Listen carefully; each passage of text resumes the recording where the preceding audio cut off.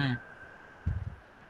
Okay, then today we have a most experienced expert faculty, Professor Sohanji Prajapati. He is in electrical department at Government Engineering College, Patan, and he is also training and placement officer, as well as coordinator of mega placement camp, Patan district government and grant in aid colleges. And if we see his education qualification, then he is a master of engineering as well as PhD is pursuing in KSV college, Gandhinagar. And his experience of teaching is more than 18 years. And there are so many expert lecturers has been conducted by him. Now, Suhan sir, you Yes. can continue your session. Okay. And other students will join later. No? હા, બીજા ધીમે ધીમે join થતા જશે સાહેબ, જેમ આપણે શરૂઆત કરીશું ને એમ. Okay, અત્યારે okay. 14 છે, બધા 1 by 1 અમુક પહોંચતા હોય ને ઘરે એવી રીતે હોય ને એટલે છે. You can continue. આનું રેકોર્ડિંગ સાહેબ જીટીયુ ના પોર્ટલ પર ચાલુ છે, એટલે Okay. આપણે પછી જે ન થયા હોય એ આપણે જોઈન પણ થઈ શકે એમ. Yes. Sure, sure. So now slide is visible. બધાને yeah I can see sir. બધાને દેખાય છે ને પોતપોતાના સ્ક્રીન પર સાહેબની Yes, sir. Screen? Okay. Mehta, it will be in Yes, Gujarati sir. language. હાજી સર. Language કઈ રાખીશું? લેંગ્વેજ ગુજરાતી, ઇંગ્લિશ ગમે તે. ગુજરાતી બી બધા કમ્ફર્ટેબલ છે. આપણે મોસ્ટલી એમને મેક્સિમમ અન્ડરસ્ટુડ થાય એવી લેંગ્વેજમાં જ વાત કરીએ છીએ. English not a Okay. Compulsory. હા. Okay. હા. So good evening all, and very important topic arranged by Nirav Mehta sir. We are going to learn today. Recently, જેમાં સૌથી વધારે પ્રોજેક્ટ્સ ઉપર ઇમ્પ્લિમેશન ઉપર સૌથી લોડિંગ છે ગવર્મેન્ટનું સોલાર, એ બેઝ ઉપર તમે આજે શીખવા જઈ રહ્યા છો. ફર્સ્ટ આપણે ચર્ચા કરીશું કે ગ્લોબલ લેવલ ઉપર વર્લ્ડ વાઇડ શું પોઝિશન છે, government targets, central government targets and achievement શું છે, ગુજરાત ગવર્મેન્ટની સોલાર રૂફટોપ પોલિસી શું છે, રૂફટોપ એપ્લિકેશન્સ, ચેનલ પાર્ટનર્સ એટલે કે installers, approval, inspection, certifications, commissioning, mobile application and software. All the point we will discuss one by one when slide will come. So this is the global scenario of solar energy 2021. Worldwide તમે જો તો first number છે China. ચાઇનાનું installation, solar installation capacity more than 250 gigawatt છે. મેગાવોટમાં કહીએ તો 10⁻3. Second number USA. This data is taken from the IRNA. Number 3 Japan. Number 4 is Germany, and number 5 is India. So India having 44 gigawatt capacity. You can found this data from the Central Electricity Authority. After then Italy, Australia, Vietnam, Republic of Korea and UK. તો આપણે ભારતની વાત કરીએ તો અત્યારે આપણે 5મા number ઉપર સોલારમાં છીએ. બટ બિફોર 2015, 15 પહેલા તો આપણે બહુ પાછળ હતા, not in list of 10. Top 10માં પણ આપણે નતા આવતા. But now due to the implementation of larger scale project of the central and state government, ઘણા બધા મેગા પ્રોજેક્ટ્સ ઇન્ડિયામાં પ્રોસેસમાં છે અને ઘણા બધા ઇન્સ્ટોલ પણ થઈ ગયા. એટલે જે ઇન્સ્ટોલ થઈ ગયા છે એ ડેટા છે 44 gigawatt. It is already installed. So world wide we are at number 5. ISA Indian solar alliance 121 country, 121 દેશનું સોલાર એલાયન્સ બનાવવામાં આવ્યું, કે જેમાં ભારત અને ફ્રાન્સ એના ગ્લોબલ લીડર છે. અને એનું હેડક્વાર્ટર જે છે એ હરિયાણાની અંદર ગુરુગ્રામમાં એનું હેડક્વાર્ટર છે. તો આ 121 કન્ટ્રીમાં જે સોલાર એલાયન્સ બનાવ્યું એમાં ટેકનોલોજીની આપલે, અને પ્લાન્ટ ડિઝાઇન માટે એકબીજાની જરૂર હોય તો ગ્લોબલ માર્કેટ્સમાં સોલારના રેટ જે છે એ કોમ્પિટિટિવ પ્રાઇસમાં મળી રહે. તો આ બધા માટે જે છે એ 121 કન્ટ્રીનો સોલાર એલાયન્સ ઓલરેડી અસ્તિત્વમાં છે. અને જર્મની અને ફ્રાન્સ અને ઇન્ડિયા આ એના ગ્લોબલ લીડર છે. ફોટોમાં નરેન્દ્ર મોદી અને ફ્રાન્સના પ્રાઇમ મિનિસ્ટરનો ફોટો પણ જોઈ શકો છો. India solar targets and achievement એનો ટાર્ગેટ ગવર્મેન્ટે રાખ્યો છે અને as on today but means as on July 2021, કારણ કે એવરી 3 months ડેટા જે છે એ રિવાઇઝ થાય, એટલે લેટેસ્ટમાં આપણને જુલાઈ સુધીનો ડેટા મળે. ટાર્ગેટ જે સ્પેસિફિકલી સોલારનું કહીએ, આમ ઓલ ઓવર રિન્યુએબલનું તો 175 ગીગાવોટ છે 2022 સુધીમાં, પણ સ્પેસિફિકલી સોલારનું કહીએ તો 100 ગીગાવોટ છે up to the year 2022. In the site of MNRE you can see. Achievement as in July 2021 you can see from the Central Electricity Authority website. Achievement જે છે 44 gigawatt, એટલે કે 50%માં પણ હજી આપણે પહોંચ્યા નથી, but some mega project is in process, એટલે લગભગ ટાર્ગેટ અચીવ થઈ જશે. આ જે 100 ગીગાવોટ જે છે તો એમાં કયા સેક્ટરમાં કેટલું વર્ક કરવાનું છે એનું પણ ડિસ્ટ્રીબ્યુશન આપેલું છે. તો કે રેસિડેન્શિયલ રૂફટોપ પ્લાન્ટમાં 40 ગીગાવોટ કરવાનું છે, ઇન્ડસ્ટ્રીયલ સોલાર પાર્કમાં 20 ગીગાવોટ, ઇન્સ્ટિટ્યુશનલ એટલે કોઈ સંસ્થાની ઉપર જે સોલાર પ્લાન્ટ હોય એમાંથી 20 ગીગાવોટ, અને કેનાલ ટોપ પબ્લિક સેક્ટર યુનિયન એનું પણ 20, એટલે 40 plus 20 plus 20 plus 20 equal to 100 gigawatt. અને મેગાવોટમાં કહીએ તો 1 લાખ મેગાવોટ. તો આ રીતે એનું કેપેસિટી ડિસ્ટ્રીબ્યુશન ગવર્મેન્ટે કરેલું છે. પછી દરેક રાજ્યને ટાર્ગેટ એલોટેડ કર્યો સેન્ટ્રલ ગવર્મેન્ટે કે આ રાજ્ય 2022 સુધીમાં આટલું તો ઇન્સ્ટોલ કરવાનું છે. તો એમાં સૌથી હાઈએસ્ટ ટાર્ગેટ આપેલો છે મહારાષ્ટ્રને, 11,926 મેગાવોટમાં છે ટાર્ગેટ, 11,926. એના પછી બીજા નંબર ઉપર ટાર્ગેટ આપ્યો છે ઉત્તર પ્રદેશને 10,697. એના પછી આપ્યું છે આંધ્રપ્રદેશ 9,834, તમિલનાડુ 8,884, અને એના પછી છે ગુજરાત 8,020 મેગાવોટનો ટાર્ગેટ આપણને 2022 સુધીમાં આપેલો છે.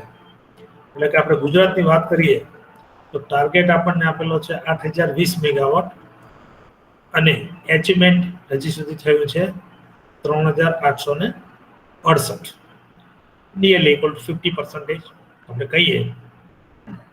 એટલે ગુજરાતમાં પણ ઘણા લાર્જર સ્કેલ પ્રોજેક્ટ પ્રોસેસમાં છે, એટલે 2022 સુધી 8,020 મેગાવોટ કરતાં પણ કદાચ વધારે કેપેસિટી થવાની પોસિબિલિટી છે according to the some mega projects going to be in process in installations. Working solar park જે ગુજરાતમાં છે એમાં ચારણકા પાટણ ડિસ્ટ્રિક્ટની અંદર છે સોલાર પાર્ક, જેમાં સ્ટાર્ટિંગમાં તો 500 મેગાવોટ કેપેસિટી હતી, પણ પાછળથી એક્સપાન્ડ કર્યું અને 730 એપ્રુવલ કેપેસિટી અત્યારે 730 રાખી છે.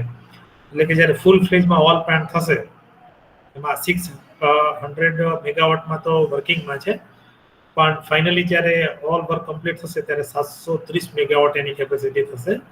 અને જીપીસીએલ સાઇટ પરથી તમે જોઈ શકો છો તો સોલાર પાર્ક ચારણકા જેની એપ્રુવલ કેપેસિટી છે. બીજા જે અપકમિંગ સોલાર પાર્ક છે એમએનઆરઈના નોટિફિકેશન પ્રમાણે જે અપકમિંગ સોલાર પાર્ક છે એમાં રાધનનેસડા સોલાર પાર્ક 700 મેગાવોટ, જે બનાસકાંઠા ડિસ્ટ્રિક્ટ અને વાવ તાલુકામાં રાધનનેસડા વિલેજ જે છે ત્યાં એનું સાઇટ આઈડેન્ટિફાઈ કરી છે અને વર્કિંગ પ્રોસેસમાં છે. ટેન્ડરિંગ ને બધું જીપીસીએલ એના ઉપર વર્ક કરે છે. 700 મેગાવોટનો પ્લાન્ટ જે છે એ બનાસકાંઠા ડિસ્ટ્રિક્ટમાં વાવ તાલુકામાં. સેકન્ડ નંબર ઉપર 500 મેગાવોટનો જે છે એ હરસદ સોલાર પાર્ક જેને કહેવાય, એમાં પણ સોયગામ તાલુકો અને બનાસકાંઠા ડિસ્ટ્રિક્ટ. એના પછી ધોલેરા સોલાર પાર્ક જે છે એમાં 5,000 એલોટેડ એની કેપેસિટી છે. 1,000 નું જે વર્ક જે છે એ અત્યારે પ્રોગ્રેસમાં છે. એટલે એ પણ જ્યારે ઓલ એલોટેડ કેપેસિટી કવર થશે તો 5000 મેગાવોટ જે છે એ ધોલેરા સોલર પાર્ક જે અમદાવાદ ડિસ્ટ્રિક્ટમાં છે, તો ત્યાં એ લાર્જર સ્કેલ પ્રોજેક્ટ ત્યાં ફ્યુચરમાં વર્કિંગમાં આવશે. એના પછી રિસન્ટલી જ પીએમ નરેન્દ્ર મોદીએ જે ઇનોગ્રેશન કર્યું એમાં world's largest capacity renewable park, કે જેની કેપેસિટી હતી 30,000 મેગાવોટ. વર્લ્ડનો એક જ સાઇટ ઉપર આટલો મોટો રિન્યુએબલ પાર્ક ક્યાંય છે જ નહીં. એટલે world largest capacity renewable park recently જે ઇનોગ્રેશન થયું એમાં વિગાકોટ વિલેજ જે છે કચ્છ ડિસ્ટ્રિક્ટમાં આવે, ગુજરાત. તો આ બધા મેગા લેવલના પ્રોજેક્ટ જોતા જે ગવર્મેન્ટનો જે ટાર્ગેટ છે એ 2030 સુધી તો જો કે 450 ગીગાવોટનો એ લોકોએ ટાર્ગેટ રાખ્યો છે. એટલે એને લગતો એક આ વિડીયો છે.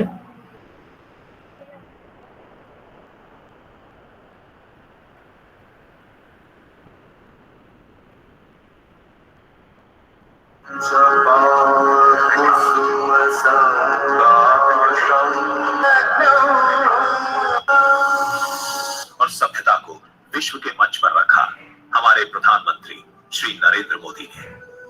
2030 तक रिन्यूएबल एनर्जी का हमारा लक्ष्य है 450 गीगावाट. बहुत बड़ा लक्ष्य है. ये भी समय से पहले पूरा होगा, ये मेरा विश्वास है.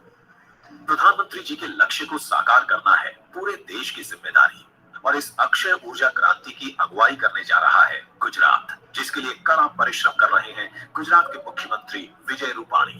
गुजरात को सोलर ऊर्जा में सक्षम बनाने के लिए 2010 में तत्कालीन मुख्यमंत्री और वर्तमान प्रधानमंत्री मोदी जी ने 500 मेगावाट क्षमता के सोलर पार्क का शिलान्यास चारणका में किया था.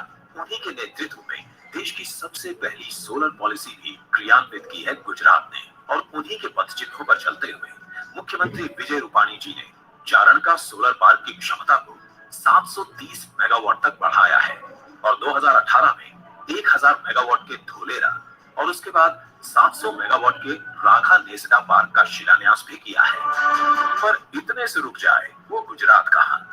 आज गुजरात है तैयार रिन्यूएबल एनर्जी उत्पादन में एक और बड़ी छलांग लगाने को. Gujarat hybrid renewable energy park, लक्ष्य भारत का, ऊर्जा गुजरात की. 73,000 हेक्टेयर के विशाल क्षेत्र में फैला 30 गीगावाट की विराट क्षमता के साथ ये पार्क होगा विश्व का सबसे बड़ा और यूनिक रिन्यूएबल एनर्जी पार्क, जो बनेगा भारत पाकिस्तान सीमा पर कच्छ में, जिसमें कुल निवेश होगा लगभग 1,50,000 करोड़ रुपयों का, जहां पर सोलर विंड हाइब्रिड प्रोजेक्ट से ऊर्जा पैदा होगी. साथ ही यहाँ होगा संग्रहित ऊर्जा का प्रयोग भी. ये पार्क कच्छ की सूखी बंजर जमीन पर आकार लेगा, जिससे रेगिस्तान की बिन उपजाऊ जमीन का सार्थक उपयोग होगा. एक ही जगह पर ऊर्जा पैदा होने से ट्रांसमिशन व्यवस्था का बेहतर उपयोग होगा, और कच्छ में भारी मात्रा में रोजगार का सृजन भी होगा. यहाँ से पैदा होने वाली ऊर्जा न सिर्फ गुजरात के लिए उपयोग में आएगी, बल्कि इस ऊर्जा को राष्ट्रीय ग्रिड में दिया जाएगा. 2030 तक गुजरात देश की अक्षय ऊर्जा में अपना योगदान 65.5 गीगावाट तक बढ़ाएगा. प्रधानमंत्री श्री नरेंद्र मोदी जी द्वारा तय लक्ष्य की ओर ये है भारत माता के चरणों में गुजरात की सुनहरी भेंट. Gujarat hybrid renewable energy park, आज प्रधानमंत्री श्री नरेंद्र मोदी जी द्वारा शिलान्यास.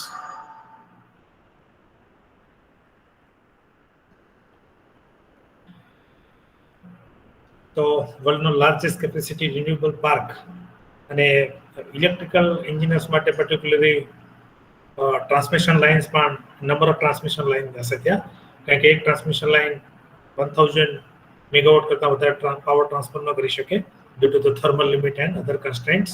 એટલે ટ્રાન્સમિશન સેક્ટરમાં પણ પેરેલલી જોબ ઓપોર્ચ્યુનિટી ફ્યુચરમાં વધવાની છે. જે વર્લ્ડ મેપ દેખાય છે એમાં જે વચ્ચેનો જે પટ્ટો છે એ બધી સનશાઇન કન્ટ્રી છે, એટલે કે સૌથી વધારે રેડિયેશન આફ્રિકન કન્ટ્રીઝ, ઇન્ડિયા, એ બધી કન્ટ્રીમાં છે. અને એ 121 કન્ટ્રીઝનું સોલાર એલાયન્સ જે મેં તમને આગળ વાત કરી એ પ્રમાણે બનેલું છે. એટલે ટેકનોલોજી ટ્રાન્સફોર્મેશન જે છે એ પણ ફ્યુચરમાં બધી કન્ટ્રીઓ વચ્ચે વધશે. એપ્લિકેશન ઓફ સોલાર એનર્જીનું આપણે કહીએ તો solar lamps, solar AC, AC પાવરથી ચાલતો solar AC, solar pump, solar ATM, solar mini grids.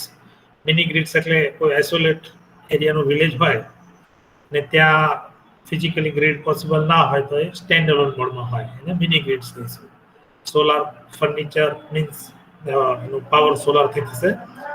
Red lights, calculator, solar street lights, cars, solar lighthouse. So all are the basic application of solar energy. Benefits શું છે તો કે reduce global warming, wasteland can be developed. Reduce global warming is very important. કારણ કે 2015માં જ્યારે global summit થઈ તો climate change એનું ટાઇટલ હતું અને પૃથ્વીને ગ્લેશિયર જે આપણા પીગળી રહ્યા છે એને બચાવવા માટે નોન પોલ્યુટિંગ પ્લાન્ટ દરેક કન્ટ્રી એ પોતાની પોટેન્શિયલ પ્રમાણે નાખે એના માટેનું એ પેરિસની અંદર મિટિંગ હતી. એટલે સોલાર અને વિન્ડ આ બંનેનો રોલ તો ગ્લોબલ વોર્મિંગ રિડ્યુસ કરવામાં નેચર છે જ. વેસ્ટલેન્ડ કેન બી ડેવલપ, એટલે કે કચ્છમાં તમે વિડીયોમાં જોયું કે બંજર જમીન એટલે કે વેસ્ટલેન્ડ છે. એટલે એ 30,000 મેગાવોટનો પ્લાન્ટ બનશે એટલે મોટા ભાગની વેસ્ટલેન્ડ છે એ પ્લાન્ટ આવવાથી ડેવલપ થશે. અને ડેવલપ થશે ઇન ધ સેન્સ ઓફ ત્યાં ઇલેક્ટ્રિસિટી ત્યાંથી પ્રોડ્યુસ થશે અને આજુબાજુના વિલેજને લેબર્સને ત્યાં રોજગારી પણ મળશે અને એન્જિનિયર્સને પણ રોજગારી મળશે. એમ્પ્લોયમેન્ટ એટ લોકલ લેવલ, એટલે કે આજુબાજુના નજીકના જે ગામ છે એ લોકોને ત્યાં પેનલ ક્લિનિંગ ને એ બધા માટે એમ્પ્લોયમેન્ટ રોજગારી મળે. નો પોલ્યુશન, નો નોઇઝ.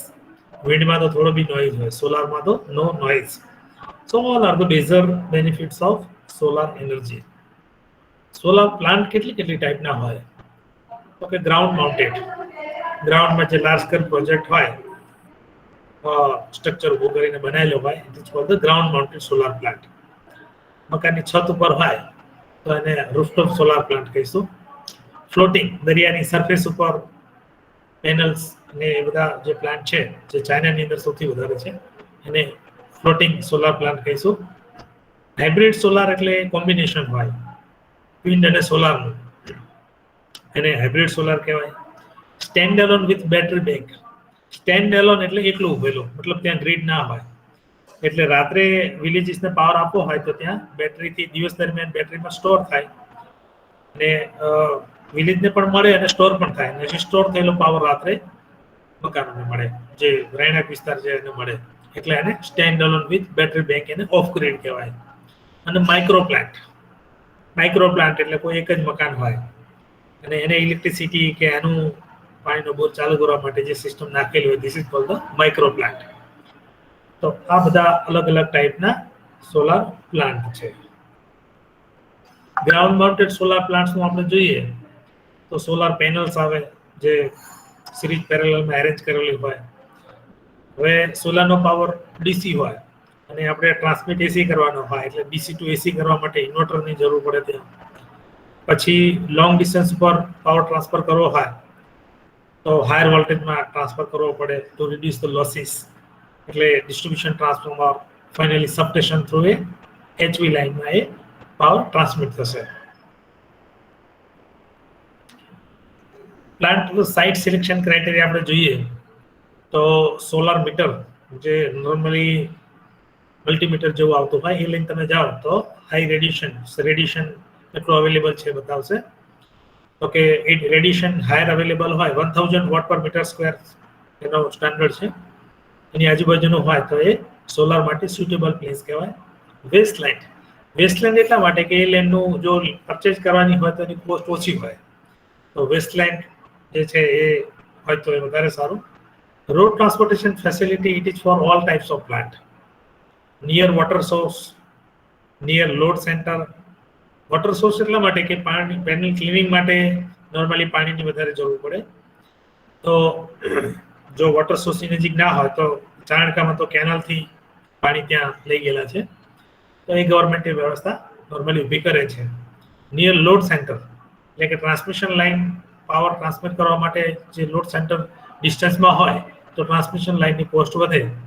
એટલે કે જો લોડ સેન્ટર નજીક હોય ક્યાંક એવું પોસિબલ બનતું હોય તો અત્યારે કચ્છમાં જો કે ઇન્ડસ્ટ્રી પણ વધારે છે અને આ ટાઈપનો જો પ્લાન્ટ્સ બને તો નજીકમાં જ હાયર પાવર આપી શકાય, એટલે કે લોડ સેન્ટર નજીક હોય તો પણ કોસ્ટ ઓછી થાય. Availability of labour near site, મેં કહ્યું એ પ્રમાણે પેનલ ક્લિનિંગ કે મેન્યુઅલ ટ્રેકિંગ કરવાનું હોય પેનલનું, તો એ બધા માટે લેબર્સની જરૂર પડે. એટલે કે જગ્યા એવી હોવી જોઈએ કે આજુબાજુના વિલેજમાંથી લેબર્સ મળી રહે, તો કન્ટિન્યુઅસ પ્લાન્ટ મેન્ટેનન્સ અને ક્લિનિંગનું એ બધું પ્રોપરલી થઈ શકે. તો આ જે 6 પોઈન્ટ છે એ નોર્મલી મેજરલી સાઇટ સિલેક્શનના પોઈન્ટ છે. જ્યારે સોલાર પ્લાન્ટ્સ સાઇટ એની સિલેક્ટ કરવા માટે એન્જિનિયર્સની ટીમ જ્યારે જાય, રેડિયેશન મેઝરિંગમાં કઈ કઈ ડિવાઇસ આવશે, તો કે પાયરોનોમીટર આવશે. ઘણીવાર તો પ્લાન્ટમાં સ્ટ્રક્ચર ઉપર ફિક્સ કરેલું હોય છે, જે વોટ પર મીટર સ્ક્વેરમાં બતાવશે. સનસાઇન રેકોર્ડર પણ હોય, પાયર હેલિયોમીટર હોય. તો આ બધા જે છે સોલાર મીટર છે, આ બધા છે radiation measuring device. Solar PV સિસ્ટમમાં થોડું ટેકનિકલી આપણે જઈએ તો ફર્સ્ટ આખી સિસ્ટમમાં સોલાર સેલ આવે, પછી નંબર ઓફ સેલ જ્યારે સિરીઝમાં કનેક્ટ થાય, કેમ કે એક સેલનો વોલ્ટેજ નોર્મલી 0.5 ટુ 0.6 હોય, એટલે કે બહુ ઓછો વોલ્ટેજ હોય, એટલે એને હાયર વોલ્ટેજ માટે એને સિરીઝમાં કનેક્ટ કરી અને મોડ્યુલ બનાવવું પડે. એટલે solar module it is number of connected series connected solar cells. પછી એક મોડ્યુલના વોલ્ટેજ પણ ઓછા હોય, નોર્મલી 38 વોલ્ટ વીએમપી જેને કહીએ મેક્સિમમ વોલ્ટ, તો એ પણ ઓછા વોલ્ટ છે. તો એમાં પણ હાયર વોલ્ટેજ કરવા માટે મોડ્યુલ્સને પણ સિરીઝમાં કનેક્ટ કરવા પડે. એજ પર તો ઇન્વર્ટર્સ રિક્વાયરમેન્ટ એ નેક્સ્ટમાં જ્યારે સ્લાઇડ આવશે ત્યારે તમને ખબર પડશે. એટલે કે સોલાર સેલ સિરીઝમાં કનેક્ટ થાય તો સોલાર મોડ્યુલ બને, સોલાર મોડ્યુલ સિરીઝમાં કનેક્ટ થાય તો સોલાર પેનલ બને.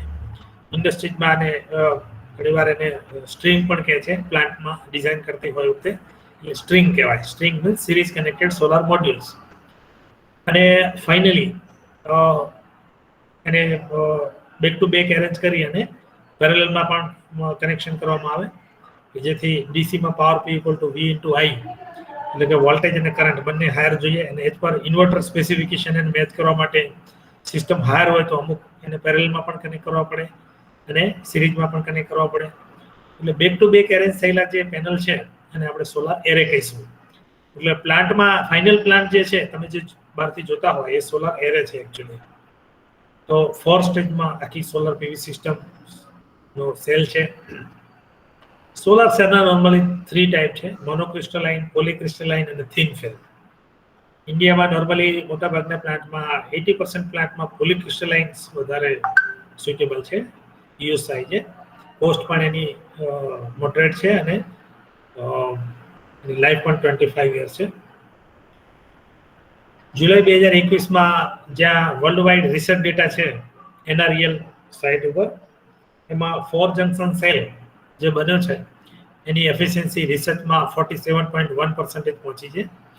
અને આ ટાઈપના સેલ નોર્મલી કોસ્ટલી હોય, મલ્ટી જંકશન સેલ કહેવાય, અને નોર્મલી એ સ્પેસમાં યુઝ થાય. મોનોક્રિસ્ટલાઇન એની એફિશિયન્સી 27% પહોંચી છે, પાવર પ્લાન્ટમાં યુઝ થાય. પોલીક્રિસ્ટલાઇન 23.3 પાવર પ્લાન્ટમાં યુઝ થાય. થિન ફિલ્મ 22.1 પાવર પ્લાન્ટમાં યુઝ થાય. ઓર્ગેનિક સેલ 18.2 સ્મોલ પાવર રેટિંગમાં, વેરી સ્મોલ પાવર રેટિંગમાં યુઝ થાય. ટોયસમાં એમાં જે નોર્મલી નાના જે સેલ વપરાય એ બધામાં ઓર્ગેનિક સેલ ઘણીવાર યુઝ થાય. તો આ બધી લેટેસ્ટ રિસર્ચ ક્યાં પહોંચ્યું છે એનો ડેટા છે. મોડ્યુલ્સમાં સોલાર સેલમાં મેં તમને ટાઈપ કીધા, મોનોક્રિસ્ટલાઇન, પોલીક્રિસ્ટલાઇન અને થિન ફિલ્મ. એ જ પ્રમાણે એ સેલ જે તે મોડ્યુલમાં થાય એ પ્રમાણે મોડ્યુલ્સના નામ પણ હોય. તો ફર્સ્ટ હેક્ઝાગોનલ શેપ જેવું જે દેખાય છે અને ડાર્ક બ્લેક કલર થોડો, તો એ ફર્સ્ટ છે મોનોક્રિસ્ટલાઇન. સેકન્ડ શેડેડ જે છે બ્લુ શેડેડ એ પોલીક્રિસ્ટલાઇન છે. એકદમ ડાર્ક જે છે કે જેમાં વચ્ચે લાઇન્સ પણ નથી દેખાતી એ થિન ફિલ્મ છે. તો સિંગલ ક્રિસ્ટલાઇન પ્યોર સિલિકોન મોનોક્રિસ્ટલાઇનમાં, મોનો એટલે 1 અને પોલી એટલે મોર ધેન. મટીરિયલ્સ પોલીક્રિસ્ટલાઇનમાં મલ્ટી ક્રિસ્ટલાઇન સિલિકોન, અને થિન ફિલ્મમાં ASI means amorphous silicon, CDT, cadmium telluride, copper, indium, gallium selenide, આ બધા મટીરિયલ્સ એમાં યુઝ થાય. એફિશિયન્સી સૌથી હાઈએસ્ટ જોઈએ તો મોનોક્રિસ્ટલાઇનની, એના પછી પોલીક્રિસ્ટલાઇન અને એના પછી થિન ફિલ્મ. પણ કોસ્ટ પણ તમે જુઓ તો મોનોક્રિસ્ટલાઇનની વધારે, પોલીક્રિસ્ટલાઇનની મીડિયમ અને થિન ફિલ્મની ઓછી. અવેલેબલ રેન્જ જે છે એ 3 થી 425 વોટ પીકના મોડ્યુલ્સ ઇન્ડિયામાં મળે, 3 થી 450 ના અને 2 થી 120 વોટ પીકના, એટલે કે ઓછી કેપેસિટીના થિન ફિલ્મ મોડ્યુલ નોર્મલી મળે. એટલે શું થાય કે લાર્જ નંબર ઓફ મોડ્યુલ કોઈ પણ પ્લાન્ટમાં જરૂર પડે, એની કેપેસિટી ઓછી હોય એટલે લાર્જ એરિયાની પણ જરૂર પડે. એટલે કે થિન ફિલ્મનું પ્લેસિંગ કરવું હોય ને તો એરિયા વધારે જોઈએ પ્લાન્ટમાં. Higher rate normal temperature output, સેકન્ડમાં પણ એવું છે. પણ થિન ફિલ્મનો એક એડવાન્ટેજ છે કે higher rate higher temperature suitable in cloudy weather, cloudy વેધરમાં પણ સુટેબલ છે.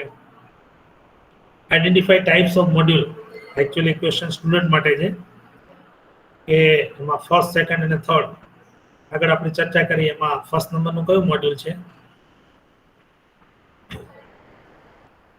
હેલો નીરવ, હા સ્ટુડન્ટ ને એલાઉડ છે? હા એલાઉડ છે યુ કેન. હા ઓકે, સ્ટુડન્ટ માંથી કોઈ કહેશે ફર્સ્ટ નંબરનું કયું છે, સેકન્ડ અને થર્ડ? થિન ફિલ્મ, મોનોક્રિસ્ટલ ને પોલીક્રિસ્ટલ. નહીં, આ બાજુનું ફર્સ્ટ નંબરનું કયું છે? થિન ફિલ્મ આ બાજુ છે, બ્લેક કે આખું બ્લેક સાઈડમાં છે ને એ થિન ફિલ્મ છે. Very good. સેન્ટ્રલમાં છે મોનોક્રિસ્ટલ, સેન્ટ્રલમાં મોનોક્રિસ્ટલાઇન. ઓકે, અને લાસ્ટમાં પોલીક્રિસ્ટલ છે. પોલીક્રિસ્ટલાઇન. Very good. તો પ્લાન્ટમાં ક્યાંક વિઝિટમાં જાઓ તો દૂરથી પણ શેપ ઉપરથી તમને ખબર પડે કે આ પ્લાન્ટમાં કઈ ટાઈપના સોલાર મોડ્યુલ્સ યુઝ થયેલા છે. Very good. સોલાર મોડ્યુલ્સનો ટેકનિકલ ડેટા જોઈએ તો 3 વોટ પીક, નોર્મલી નાના પ્રોજેક્ટ બનાવતા હોય તો 5 વોટ પીકના એવા આપણે લાવતા હોઈએ, પણ પ્લાન્ટમાં નોર્મલી 300 થી 330 વોટ પીક આ બધા ટાઈપના મોડ્યુલ યુઝ થાય છે. નંબર ઓફ સેલ 36, એક મોડ્યુલમાં પણ હોઈ શકે 48, 54, 72. 72 માન લો કે હોય સેલ, તો એક સેલનો વોલ્ટેજ 0.5 હોય તો એનું નોર્મલી વોલ્ટેજ રેટિંગ 36 હોય. એટલે કારણ કે one cell has 0.5 to 0.6 volt, તો મોડ્યુલ વોલ્ટેજ મે બી 12, 24, 36. અને આ મોડ્યુલનું વોટ પીકમાં રેટિંગ એટલા માટે હોય છે કે વોટ એટલે પાવરનો યુનિટ અને પીક એટલે મેક્સિમમ. તો માની લો કે કોઈ પણ એક મોડ્યુલ 400 વોટ પીકનું છે, તો એ 400 વોટ પીક પાવર ક્યારે આપશે, 400 વોટ ક્યારે આપશે? તો કે એને વેધર 3 કન્ડિશન મેચ થાય તો એમાં પહેલા નંબરની કન્ડિશન શું છે એના સ્ટાન્ડર્ડ્સ? તો કે 25 ડિગ્રી ટેમ્પરેચર. એટલે કે જે તે કંપની જ્યારે મોડ્યુલને લેબોરેટરીમાં ટેસ્ટિંગ કરતી હોય તો એનું રેટિંગ પાછળ નેમ પ્લેટમાં કઈ રીતે લખે? તો કે લેબોરેટરીમાં ટેમ્પરેચર 25 મેન્ટેન કરીને એનો ટેસ્ટ કરે, રેડિયેશન 1000 વોટ પર મીટર સ્ક્વેર રાખે, મેન્ટેન કરે, અને એર માસ ઇન્ડેક્સ 1.5 એટલે કે સનની મોમેન્ટમાં એ 48 જેટલો એંગલ બનાવે તો એ એર માસ ઇન્ડેક્સ 1.5 થયો કહેવાય. Air volumes and pressure in the and humidity in the cloudy environment. તો આ બધું જે છે એ મેચ થાય ને એ કન્ડિશનમાં સોલાર મોડ્યુલ્સ મેક્સિમમ પાવર આપે ને એ રેટિંગ જે છે એ બેક સાઈડમાં લખેલું હોય. બાયફેશિયલ સોલાર મોડ્યુલ્સ પણ અત્યારે અવેલેબલ છે. બાયફેશિયલ એટલે બંને સાઈડ સોલાર સેલ હોય. નોર્મલી વન સાઈડ જ હોય, પણ જે રેડિયેશન રિફ્લેક્ટ થઈ અને diffuse sunlight on back of panel, diffuse sunlight reflected of ground થાય તો એનાથી પણ અમુક ટકા જનરેશન થાય. એટલે કે ફોરવર્ડ અને રિયર બંને સાઈડ સોલાર સેલ હોય તો એને બાયફેશિયલ સોલાર મોડ્યુલ કહેવાય. તો આ થોડા કોસ્ટલી હોય છે, પણ જનરેશન હાયર કરવું હોય તો બાયફેશિયલ સોલાર મોડ્યુલ યુઝ કરી શકાય કે જેમાં બંને સાઈડ સોલાર સેલ હોય. એક સોલાર મોડ્યુલ જે છે એમાં એના આપણે લેયર્સ જોઈએ તો ફર્સ્ટ એલ્યુમિનિયમ ફ્રેમ આવશે, સેકન્ડ નંબર ઉપર ટફન ગ્લાસ આવશે કે જેની નોર્મલી જે સ્ટ્રેન્થ છે એ નોર્મલ ગ્લાસ કરતાં 6 ટાઈમ હાયર હોય, એટલે કોઈ હેવી વસ્તુ ઉપર પડશે તો પણ સેલ બ્રેક નહીં થાય. EVA સીટ, ઇથાઇલ વિનાઇલ એસેટાઇડ, એ વાઇબ્રેશન વિસ્ટેન્ડ કરવા માટે હોય છે. સોલાર સેલની અંદર મોઇસ્ચર એન્ટર ના થાય એટલા માટે પણ હોય છે, કારણ કે કોઈ પણ હેવી ઓબ્જેક્ટ જ્યારે જમ્પ મારે, ટફન ગ્લાસ તૂટવા ના દે પણ અંદર વાઇબ્રેશન આવે. તો સોલાર સેલ તો બહુ સેન્સિટિવ હોય, તો એ વાઇબ્રેશનને પણ વિસ્ટેન કરી શકે એટલા માટે EVA સીટનો એક લેયર હોય છે ટ્રાન્સપેરેન્ટ વ્હાઇટ. પછી સોલાર સેલ એના પછી આવે. એના પછી પણ પાછું EVA સીટ હોય કારણ કે એને બંને સાઈડ સેલની અપર અને લોઅર બંને સાઈડ રાખવું પડે. એના પછી લાસ્ટ કવરિંગ જે છે એ ઇન્સ્યુલેટેડ બેક સીટ હોય વ્હાઇટ કલરની અને જંક્શન બોક્સ કનેક્શન્સ માટે હોય પોઝિટિવ નેગેટિવ ટર્મિનલ્સ. તો ટોટલ જે આપણે લેયર્સ કહીએ 6 લેયર્સ થયા આમ તો મેઇનલી તો એલ્યુમિનિયમ ફ્રેમ ટોટલ કવરિંગ માટે, toughen glass for the thickness માટે, સ્ટ્રેન્થ માટે, EVA સીટ વાઇબ્રેશન વિસ્ટેન માટે, સોલાર સેલ ઇલેક્ટ્રિસિટી જનરેશન માટે, EVA સીટ બેક સીટ અને જંક્શન બોક્સ. ફંક્શન્સ તો આપણે નોર્મલી ચર્ચા કરી લીધી. Frame used to support the solar module, toughen glass used to protect the solar cell from environment elements having up to 6 times the strength of the normal plate glass.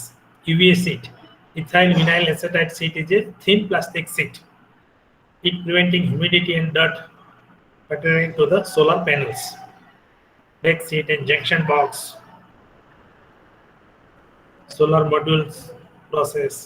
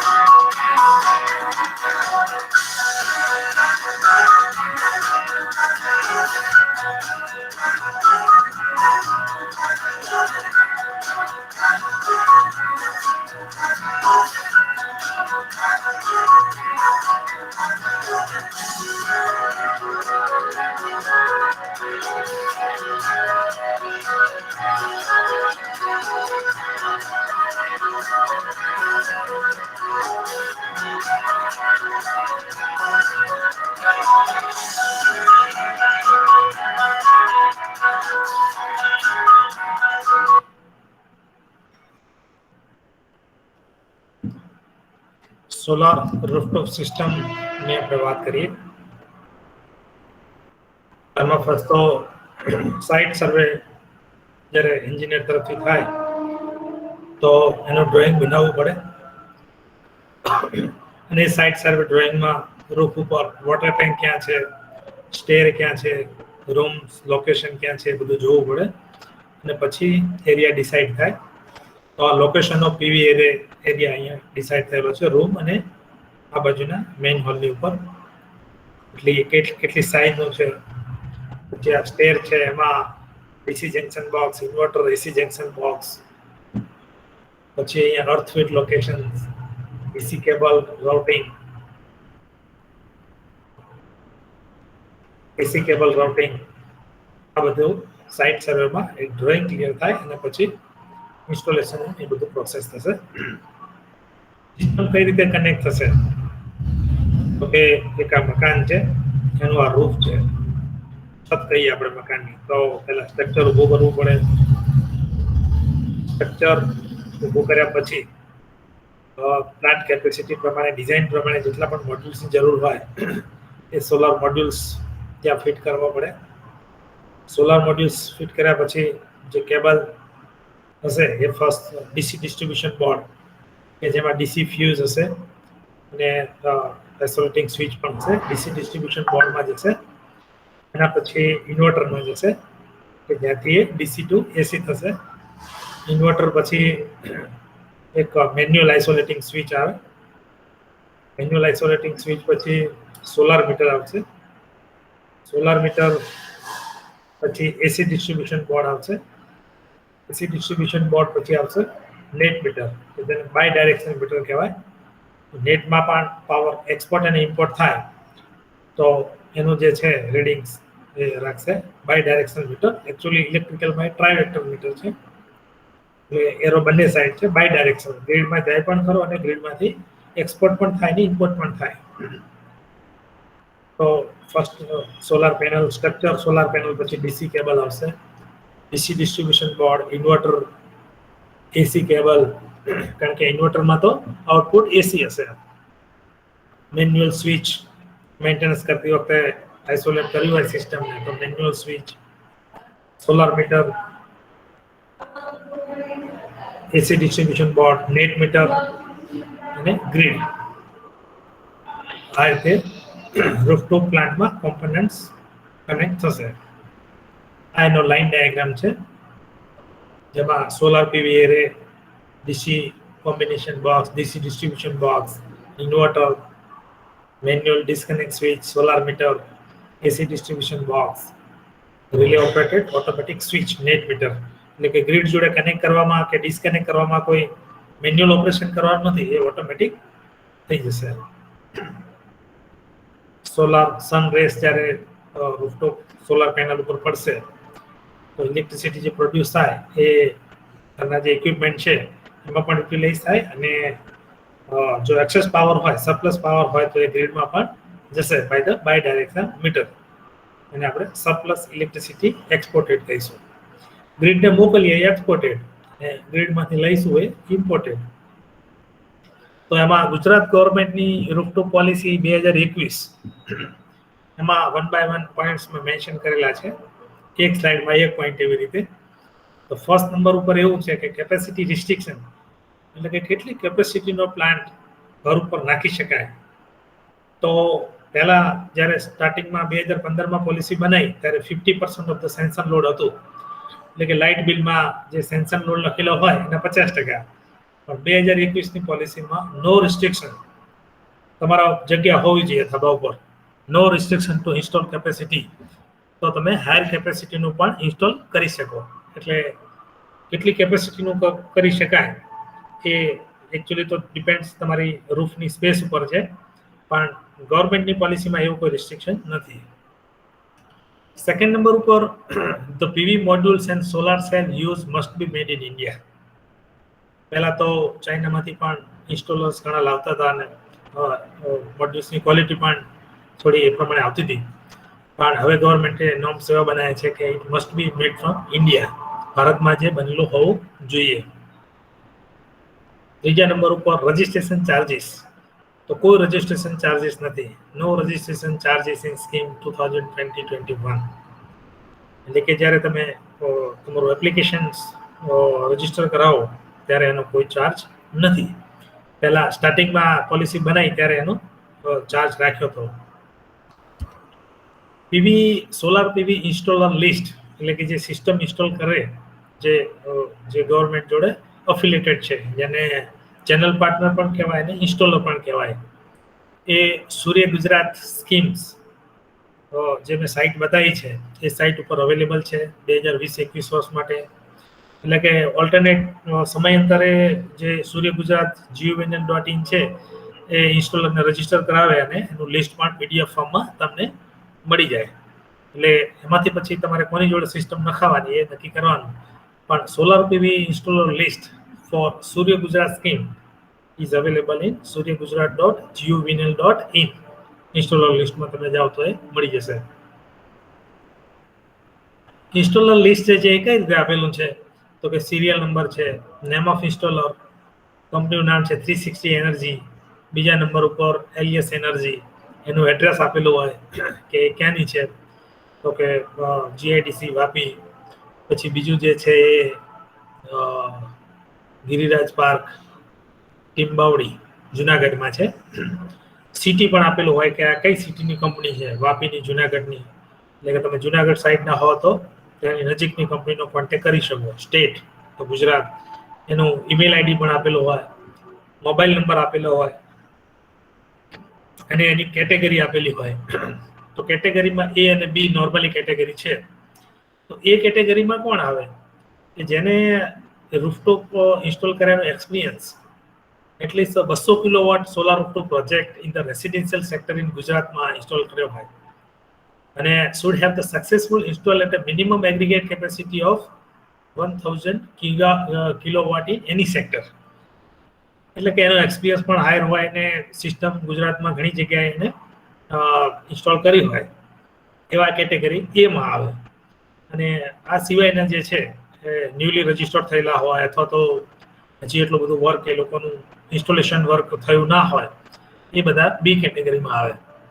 તો આ category ઉપરથી પણ તમને ખબર પડે કે કયા સપ્લાયર એક્સપિરિયન્સ છે કે ફ્રેશર છે કે કોની જોડે આપણે સિસ્ટમ નખાવી.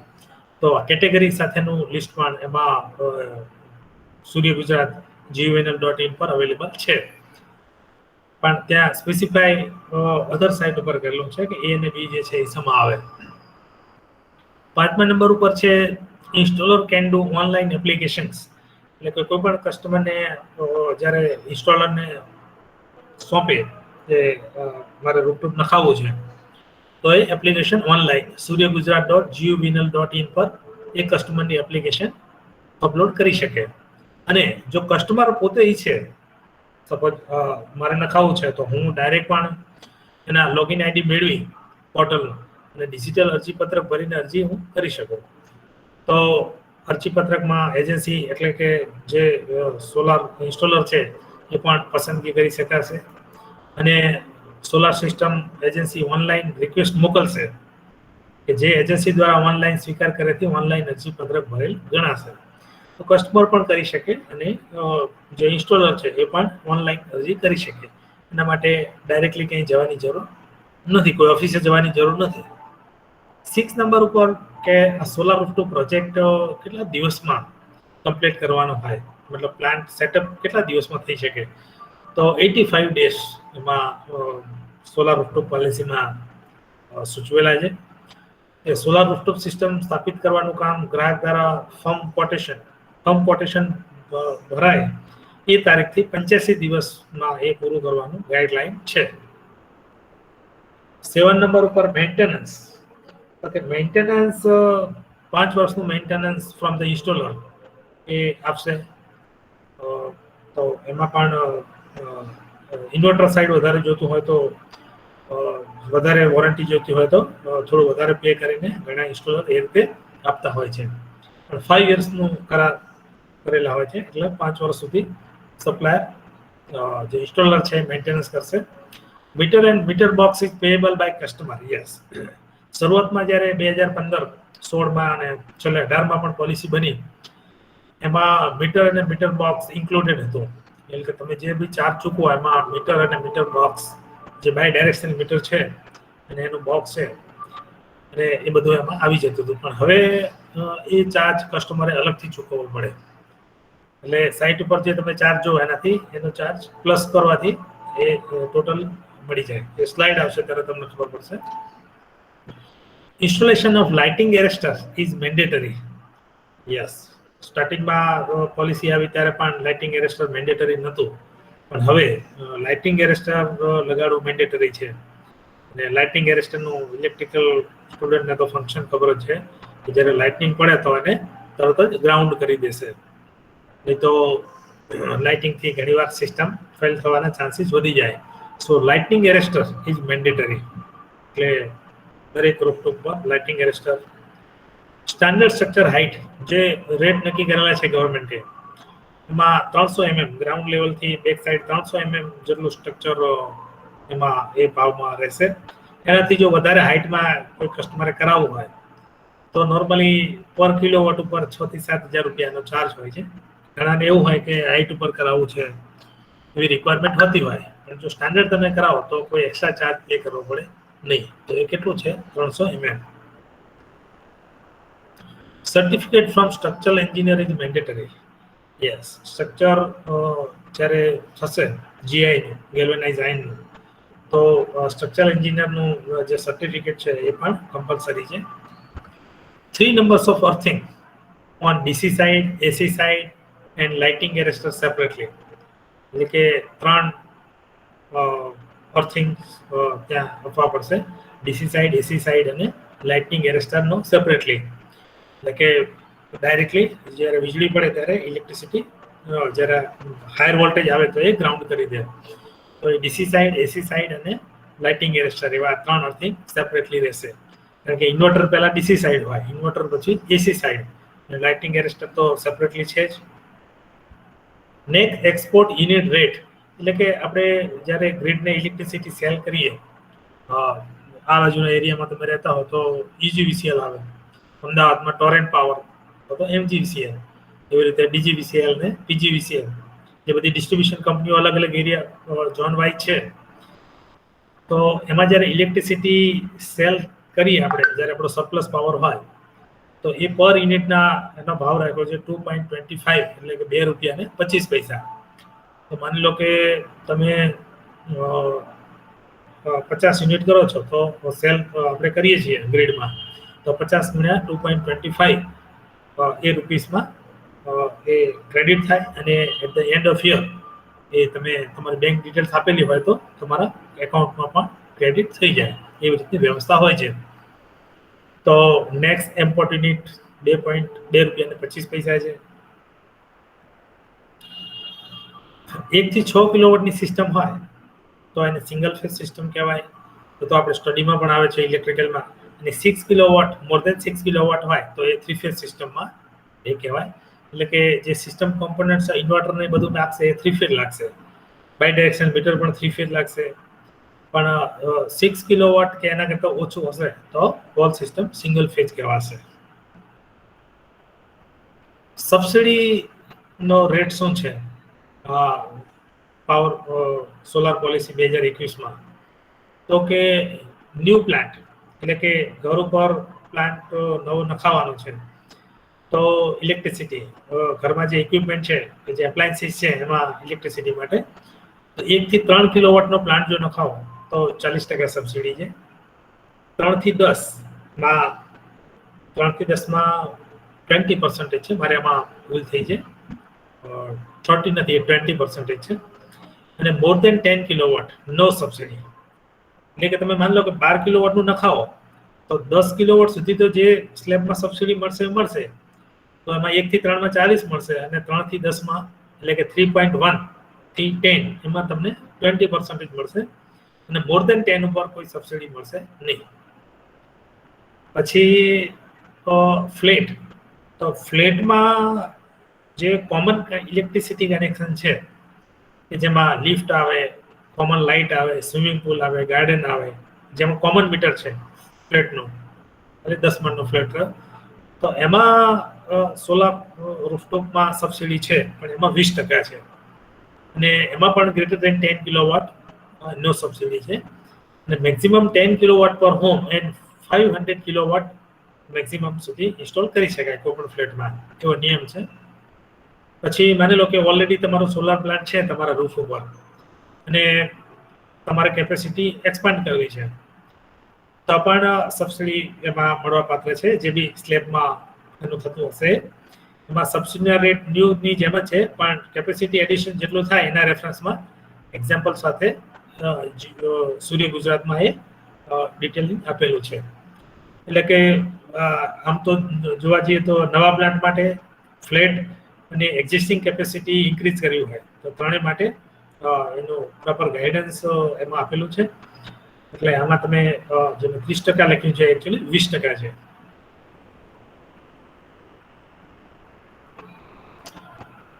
આ રેટ આપેલો છે કે આમાં કિલોવોટ 1, 2, 3, 4, 5, 6, પછી 10, 25 ને 50 પર કિલોવોટ. 1 કિલોવોટની સિસ્ટમ હોય તો 46,827, 2 કિલોવોટની સિસ્ટમ હોય તો ભાવ એના કરતાં ઓછો 42,993, 3 કિલોવોટની સિસ્ટમ નખાવો તો 41,921, 4ની નખાવો તો 40,000, પછી ચેક 10 સુધી 40,000 છે, અને 25 કિલોવોટની નખાવો તો 37,842, 50 કિલોવોટની નખાવો તો 32,670 પર કિલોવોટ ભાવ છે. એટલે કે રેટ એવી રીતે કરેલા છે કે કેપેસિટી તમારું વધારે હોય તો રેટ પર કિલોવોટ ઓછો થતો જાય. તો એને મલ્ટીપ્લાય કરો તો ટોટલ બીજા કોલમમાં ટોટલ મળે. પછી 1 થી 3 કિલોવોટ માટે સબસિડીની કેલ્ક્યુલેશન આપેલું છે. 3 થી 10 વચ્ચે જે આવે છે એમાં પણ સબસિડીનું કેલ્ક્યુલેશન 4 નંબરના ટેબલ પર છે, 4 નંબરની રો પર. અને 5 જે છે એમાં કેટલી સબસિડી ટોટલ મળે એ છે.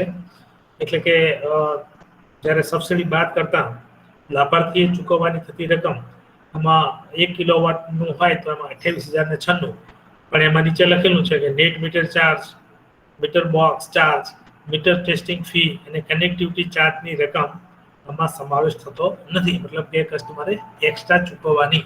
તો એ કેટલો રેટ છે એ નેક્સ્ટ સ્લાઇડમાં છે. તો એમાં 1 થી 6 કિલોવોટ હોય તો એ 2950 છે, જે એક્સ્ટ્રા ચાર્જ ભરવાનો છે. 6 થી 25 કિલોવોટ હોય તો એ 13,410 છે. 25 થી 100 હોય તો 14,383 છે. અને 100 થી વધુ હોય તો 61,390 છે. પણ ટોરેન્ટમાં થોડા રેટ અલગ છે. આ જે ઉપરના રેટ છે એ નોર્મલી 4 ડિસ્ટ્રીબ્યુશન કંપની છે, EGVCL, MGVCL, DGVCL અને PGVCL ના છે. ટોરેન્ટમાં અપ ટુ 6 કિલોવોટ 4270 છે. પેલામાં જેમ 2950 છે એવી રીતે ટોરેન્ટમાં 4270 છે. અપ ટુ 6 માં અને અબોવ 6 to 10 માં 15,040 છે. તો નોર્મલી ડિસ્ટ્રીબ્યુશન કંપનીઓ છે એમાં ટોરેન્ટમાં થોડો રેટ એક્સ્ટ્રા વધારે છે. તો એક્સ્ટ્રા રેટ સાથે કેટલું સિસ્ટમ કેટલામાં પડશે તો એનું ટેબલ છે. 1 કિલોવોટના 46,827 હતા. તો અહીંયા કેપેસિટી મલ્ટિપ્લિકેશન કર્યું એટલે અહીંયા આટલું આવ્યું. 1 કિલોવોટમાં 40% સબસિડી મળે એટલે 18,371 સબસિડી મળી. ટોટલ સબસિડી આટલી થઈ. સબસિડીને બાદ કરતા 28,096 કોસ્ટ થઈ. 2950 આપણે other meter bi direction meter charge, testing fee ને બધું એડ કર્યું. 2950 as per distribution company rate. તો 31,000માં આપણને 1 કિલોવોટનું પડ્યું. 2 કિલોવોટનું 54,000માં, 3 કિલોવોટનું 78,000માં, 4નું 1,09,532માં, 5નું 1,42,000માં. પણ સ્ટ્રક્ચર અને મેં જે કહ્યું એ પ્રમાણે એનાથી જો સ્ટ્રક્ચર વધે તો તમારો રેટ વધે. તો 10 કિલોવોટનું હોય તો 3,16,758. તો આ પ્રમાણે ગવર્મેન્ટે રેટ. એમાં આમાં શું આવશે તો કે પેનલ, સ્ટ્રક્ચર, સોલાર મીટર, આપણું જે અત્યારનું એનર્જી મીટર છે પછી સોલાર મીટર બની જાય. બાય ડાયરેક્શન મીટર આપશે, એનું ટેસ્ટિંગ, પછી inverter, cable, AC DC distribution box, protection unit જેને આપણે કહીએ, લાઇટિંગ એરેસ્ટર, આ બધું જે છે આ રેટમાં ઓલ ઇન્ક્લુડિંગ ઓલ સિસ્ટમ્સ આવશે. સોલાર રૂફટોપનો એક વિડીયો છે.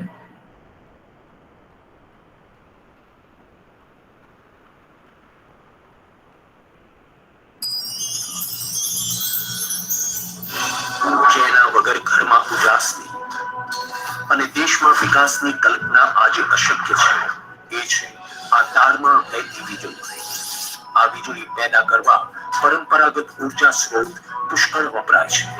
એ સાથે હવામાં પ્રદૂષણ પણ વધે છે. પરિણામે ગ્લોબલ વોર્મિંગની માઠી અસરો પણ જોવા મળે છે. આ સમસ્યાનો ઉકેલ શું? માનનીય વડાપ્રધાન શ્રી નરેન્દ્ર મોદીની પ્રેરણાથી આનો ઉકેલ પણ કુદરત પાસેથી જ મેળવ્યો. વૈકલ્પિક ઉર્જા સ્ત્રોતના સ્વરૂપે પુનઃપ્રાપ્ય ઉર્જા, રિન્યુએબલ એનર્જી. અને આમાંનો એક સ્ત્રોત એટલે અક્ષય ઉર્જાના વરદાન રૂપ આકાશમાં રહેલો પાવર પ્લાન્ટ, સૂર્ય. સૌર ઉર્જા, સોલર એનર્જી, શુદ્ધ અને હરિયાળી ઉર્જા. દીર્ઘદ્રષ્ટા અને વિકાસને સમર્પિત ગુજરાતના તત્કાલીન મુખ્યમંત્રી શ્રીએ આ દિશામાં પહેલ કરી અને ગુજરાતમાં સૌર ઉર્જા ક્ષેત્રે ઉલ્લેખનીય કામગીરી થઈ. સોલર પાવર પોલિસી ઘડનાર ગુજરાત દેશનું પ્રથમ રાજ્ય બન્યું. દેશનો પ્રથમ અને એશિયાનો સૌથી મોટો સોલર પાર્ક કાર્યરત થયો. મેગાવોટ સ્કેલનો પ્રથમ કેનાલ ટોપ સોલર પાવર પ્લાન્ટ લગાવવામાં આવ્યો. રાજ્યની અનેક સરકારી ઇમારતો પર સોલર રૂફટોપ સિસ્ટમ લગાવવામાં આવી. પોલિસીના સફળ અમલીકરણમાં સહયોગી બની ઉર્જા બચત તેમજ પુનઃપ્રાપ્ય ઉર્જાના પ્રસાર માટે કાર્યરત એવી આ ક્ષેત્રની દેશની પ્રથમ નોડલ એજન્સી જેડા ગુજરાત ઉર્જા વિકાસ એજન્સી ઉર્જાના આ અખૂટ સ્ત્રોતને ઝીલવા સક્ષમ અને પ્રતિબદ્ધ છે. ગુજરાત સરકાર માનનીય મુખ્યમંત્રી શ્રી વિજયભાઈ રૂપાણીના નેતૃત્વમાં વર્ષ 2022 સુધીમાં દેશમાં 1 લાખ મેગાવોટ સોલર એનર્જી ઉત્પાદન ક્ષમતા ઊભી કરવાનું લક્ષ્ય છે, જેમાંથી ગુજરાતમાં 8000 મેગાવોટ સોલર એનર્જી ઉત્પાદન ક્ષમતા ઊભી કરવાનું લક્ષ્ય નિર્ધારિત થયું છે. ગુજરાતના આ લક્ષ્યને પાર પાડવા ઘડાઈ સોલર પાવર પોલિસી 2015. આ પોલિસી અંતર્ગત રહેણાંક, વાણિજ્યિક, ઔદ્યોગિક, સરકારી અને સામાજિક હેતુસરની ઇમારતો માટે પ્રથમવાર ઉપલબ્ધ થઈ ગ્રીડ સાથે જોડાણ ધરાવતી સોલર પીવી રૂફટોપ સિસ્ટમની યોજના. સિસ્ટમ લગાવનાર પાસે ગ્રીડ પાવરનું કનેક્શન હોવું જરૂરી. સિસ્ટમ લગાવવાની જગ્યા પર અરજદારનો માલિકી હક આવશ્યક. રહેણાંકની ઇમારતો પર 1 કિલોવોટ કે તેથી વધુ કોઈપણ ક્ષમતાની સોલર સિસ્ટમ લગાવી શકાશે. 1 કિલોવોટ ક્ષમતાની સિસ્ટમ લગાવવા 110 ચોરસ ફૂટ જેટલી છાંયડા રહિત ખુલ્લી જગ્યા હોવી આવશ્યક. સોલર રૂફટોપ સિસ્ટમના મુખ્ય 4 ઘટકમાંથી એક સોલર પેનલ, જે સૂર્યના કિરણોમાંથી વિદ્યુત ઉર્જા પેદા કરવાનું કામ કરે છે.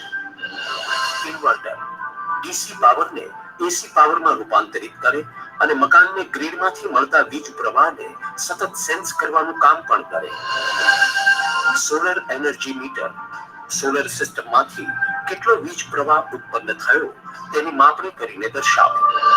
અને નેટ મીટર ગ્રીડનો વીજ પુરવઠો કેટલો વાપર્યો અને સરપ્લસ સોલર પાવર ગ્રીડમાં કેટલો ગયો તેની માપણી કરે છે. ગ્રીડની વીજળીના નેટ વપરાશનું રીડિંગ પણ તે દર્શાવે, જેના આધારે વીજ વપરાશનું બિલ બનશે. ગ્રીડ પાવરનો વપરાશ કરનારના મકાનમાં યુનિડાયરેક્શનલ મીટર હોય છે.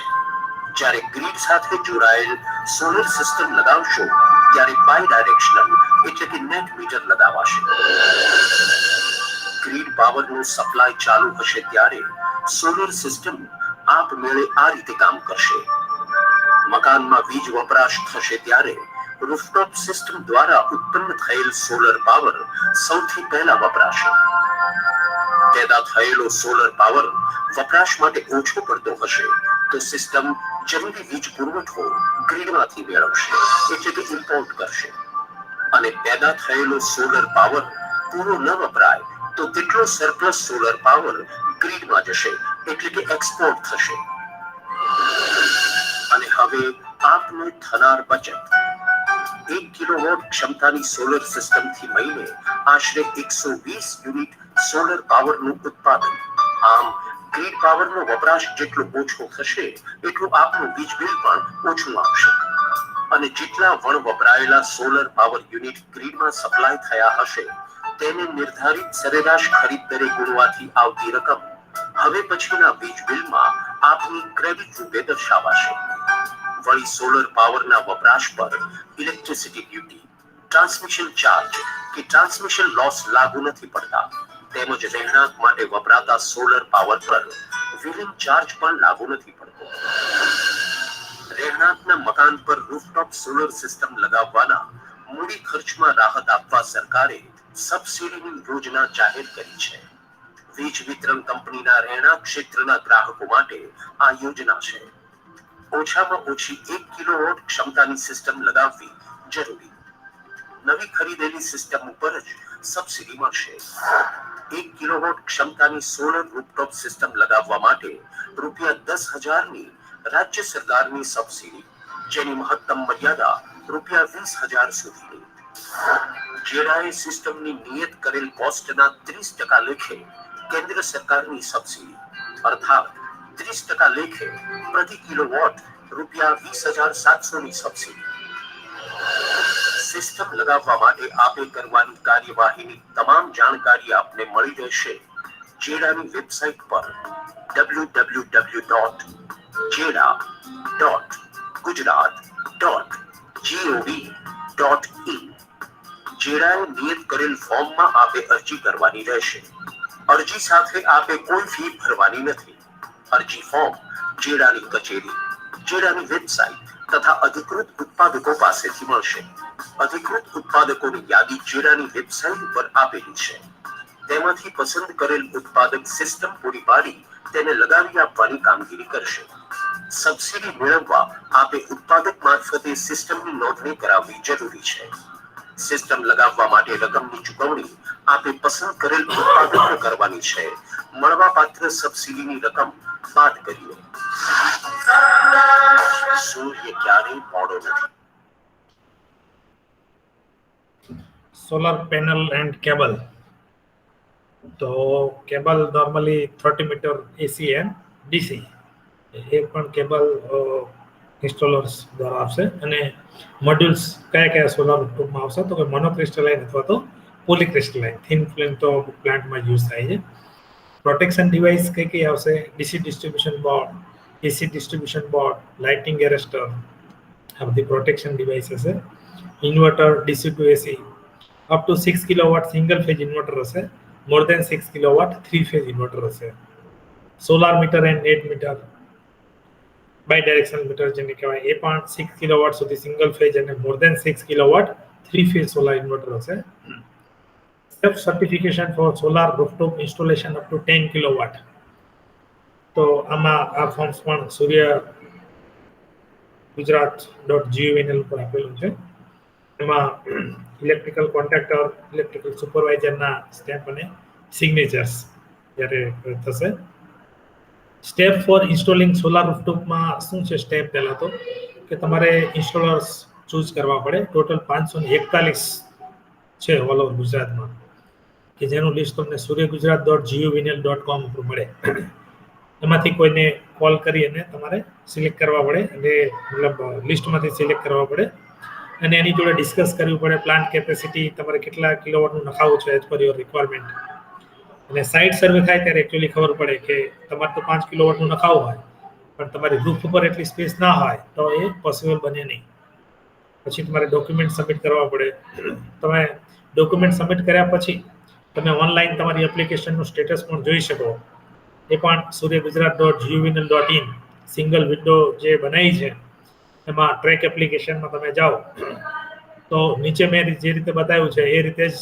સેમ ટુ સેમ સાઇટ ઉપર તમને બતાવશે કે પહેલા યલો બતાવે મતલબ એટલું વર્ક થઈ ગયું છે અને વ્હાઇટ બતાવે મતલબ એટલું વર્ક બાકી છે તો સૌથી પહેલા એપ્લિકેશન સબમિટેડ એપ્લિકેશન તમારી સબમિટ થઈ ગઈ છે યલો બતાવે મતલબ યસ તમારી સબમિટ થઈ ગઈ છે ઇન્સ્ટોલર તરફથી પણ સબમિટ થઈ ગઈ છે ડોક્યુમેન્ટ વેરીફાઈડ યલો બતાવે મતલબ તમારા સેકન્ડ સ્ટેજમાં ડોક્યુમેન્ટ વેરીફાઈડ થઈ ગયા છે તમે જે ડોક્યુમેન્ટ્સ આપો છો એ ડિસ્કોમ લેટર એટલે ડિસ્કોમ એટલે distribution company Torrent power UGVCL DGVCL જે છે એ પ્રમાણે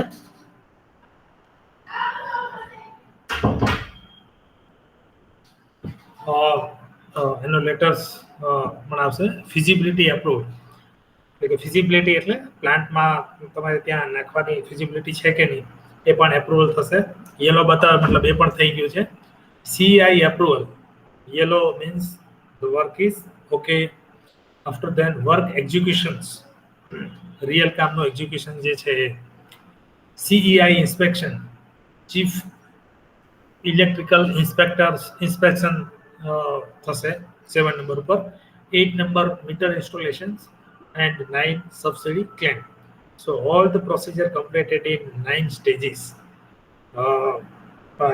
you can track your application from the suryagujarat.gov.in website in track applications. So once again, 9 processes: first application, document verified, DISCOM, feasibility approval, CI means Chief Electrical Inspector approval, work execution, CI inspection, meter installations, bi-direction meter and solar meter installation, subsidy claim from the installer after that. Life span એક system તમે નખાવો તો કેટલું long ચાલશે તો કે 25 years modules અને inverter 5 to 10 years. Which documents required at the time of application? So number 1 is PAN card, number 2 is Aadhaar card, number 3 is your latest electricity bill, number 4 is cancelled check, number 5 is property tax. જે તમે નગરપાલિકા કે મહાનગરપાલિકામાં જે તમારો મકાનનો tax ચૂકવો છો એ અથવા તો ઇન્ડેક્સ જે મકાનનો દસ્તાવેજ અને ઇન્ડેક્સની કોપી હોય તો એ only index copy is instead of property tax is valid. And number 6 is your photograph. તો ટોટલ 6 ડોક્યુમેન્ટ સબમિટ કરાવવાના હોય છે જેડા સૂર્ય ગુજરાત કે તમે જે ઇન્સ્ટોલર જે તમે ડિસાઈડ કરો એ તમારી જોડે 6 ડોક્યુમેન્ટ્સ લેશે એપ્લિકેશન સબમિટ કરવા માટે. સોલાર રૂફટોપની સમરી આપણે કહીએ તો આખી સ્કીમનું નામ છે સૂર્ય ઉર્જા રૂફટોપ યોજના. 1 કિલોવોટની કોસ્ટ તો 46,827 હતી, પણ 40% સબસિડી 3 કિલોવોટ સુધી અને 20% 3 થી 10 વચ્ચે. મિનિમમ 1 કિલોવોટની કેપેસિટી નાખી શકાય. સરપ્લસ પાવર સેલિંગ 2.25 પર યુનિટ જે સેલ કરીએ છીએ. And at the end of year if you want to credit the surplus unit exported money from your to your bank account, then you can do it by giving your bank details. And if unit consumption is higher than the solar, then bill will be as per the standard tariff. એટલે કે જે solar rooftop તમારું ના હોય અત્યારે જે standard grid tariff છે કે ફર્સ્ટ 50 યુનિટના 3.05 એ પ્રમાણે લાગુ પડશે. Where you can buy distribution company or register supplied with the Surya Gujarat. Solar rooftop calculator પણ આપેલું છે MNRE ની સાઇટ ઉપર કે તમે કેપેસિટી પ્રમાણે તમારો એરિયા કેટલો જોઈશે એ પણ ખબર પડશે, અથવા તો એરિયા નાખો તો કેટલી કેપેસિટીનો પ્લાન્ટ આવી શકે એ પણ ખબર પડશે. તો એ મેપિંગ પણ ઓટોમેટિકલી થઈ જશે. અહીંયા એક બિલ આપેલું છે મેં, એ બિલમાં તમે અહીંયા જોશો તો ઇમ્પોર્ટ અને એક્સપોર્ટ. અહીંયા ઇમ્પોર્ટ અને એક્સપોર્ટ. ઇમ્પોર્ટ એટલે કે ગ્રીડમાંથી લીધું હોય અને એક્સપોર્ટ એટલે કે જે સરપ્લસ હોય મોકલેલું હોય. તો જે ડિફરન્સ આવે છે એક્સપોર્ટ 766 કરેલું છે અને ઇમ્પોર્ટ 798. તો બે વચ્ચેનો ડિફરન્સ કેટલો આવે છે 132.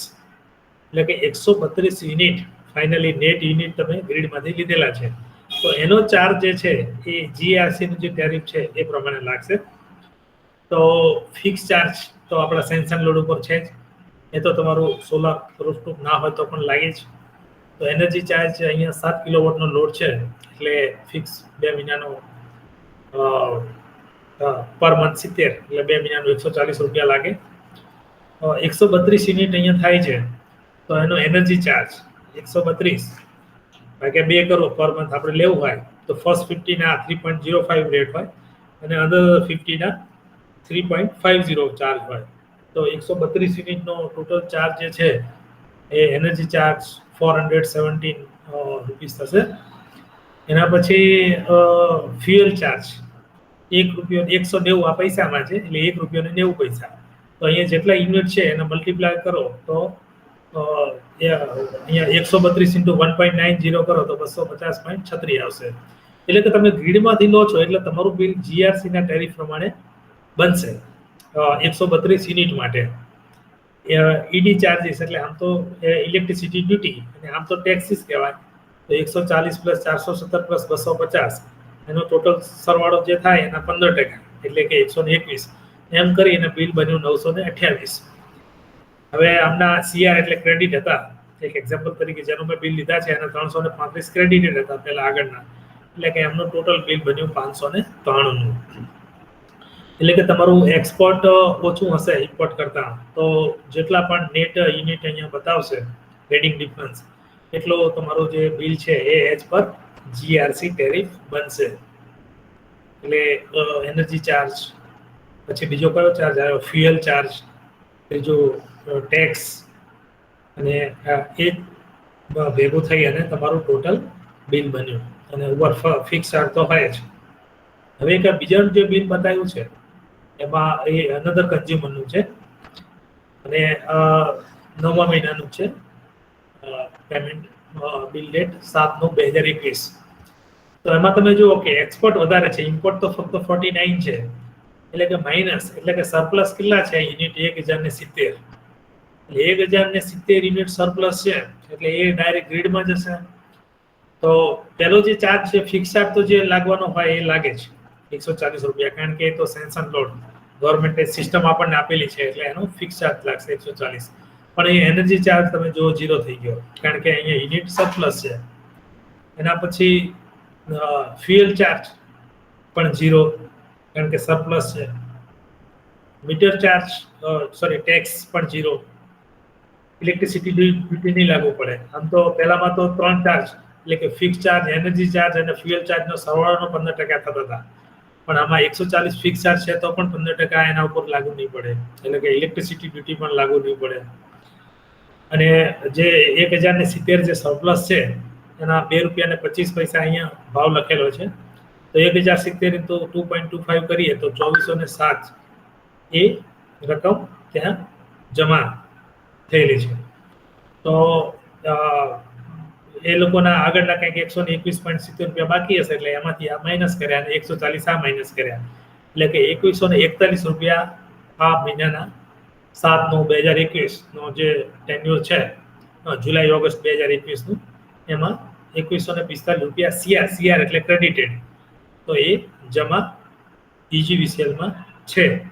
અને at the end of year, વર્ષના છેલ્લે તમે જે બેંક ડિટેલ આપેલી છે એમાં તમારા ક્રેડિટ પણ થશે, જો કન્ટિન્યુઅસલી તમારું એક્સપોર્ટ વધારે હશે અને સરપ્લસ તમારું વધતું હશે. આ 2 મહિનાના આટલા છે, તો વિચાર કરો કે દર મહિને આવી રીતે ક્રેડિટ, દર 2 મહિને આ રીતે ક્રેડિટ થતું હોય તો ફાઇનલી તમારું જે છે ઇલેક્ટ્રિસિટી તમે જે યુઝ કરો છો આમાં તો 49 યુનિટ, એટલે એ તો 0 છે જ, ઉપરથી ક્રેડિટ થઈ અને બિલ આવેલું છે. નોન રૂફટોપ બિલ જે છે, એટલે કે હવે આમાં સોલાર નખાયેલું નથી એવું એક બિલ છે, તો ઇમ્પોર્ટ પણ 0 હોય, એક્સપોર્ટ પણ 0 હોય. તો આમાં 489 રીડિંગ ડિફરન્સ આવ્યું છે. તો નેક્સ્ટ સ્લાઇડમાં મેં એ બતાવ્યું છે કે તમારું સિસ્ટમ રૂફટોપ હોય અને ના હોય તો કેટલો ફરક પડે.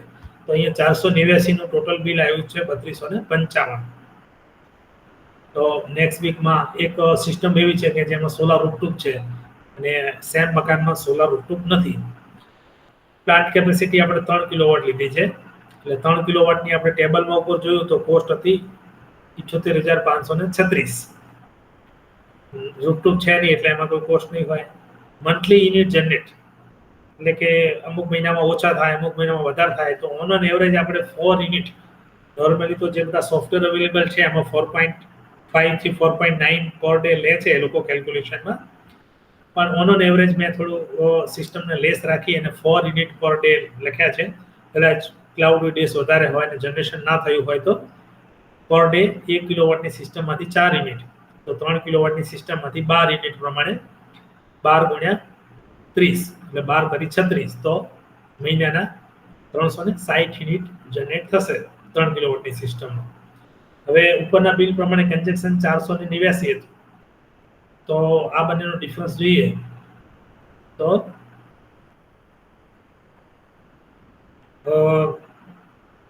ઓકે, આ કેલ્ક્યુલેશન સદર આવી ગયું છે. 64.5 પ્રમાણે આપણે જઈએ, બેના ડિફરન્સ માની લો કે 64.5 છે. તો ફિક્સ ચાર્જ તો બંનેમાં 50 લાગે છે, પણ એનર્જી ચાર્જ તમે જુઓ કે જેણે રૂફટોપ લગાવ્યું છે એનો 201 જ લાગ્યો છે, જ્યારે આનો 1854 લાગ્યો છે. ફ્યુઅલ ચાર્જ આનો 122.5 લાગ્યો છે, જ્યારે આનો 927 લાગ્યો છે.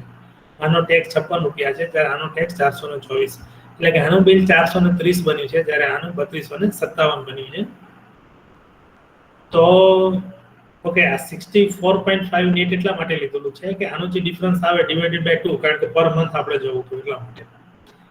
તો સેવિંગ જે છે, ઓકે, સેવિંગ પર 2 મંથ જે છે બિલ 2 મહિનાનું છે, એટલે 2827.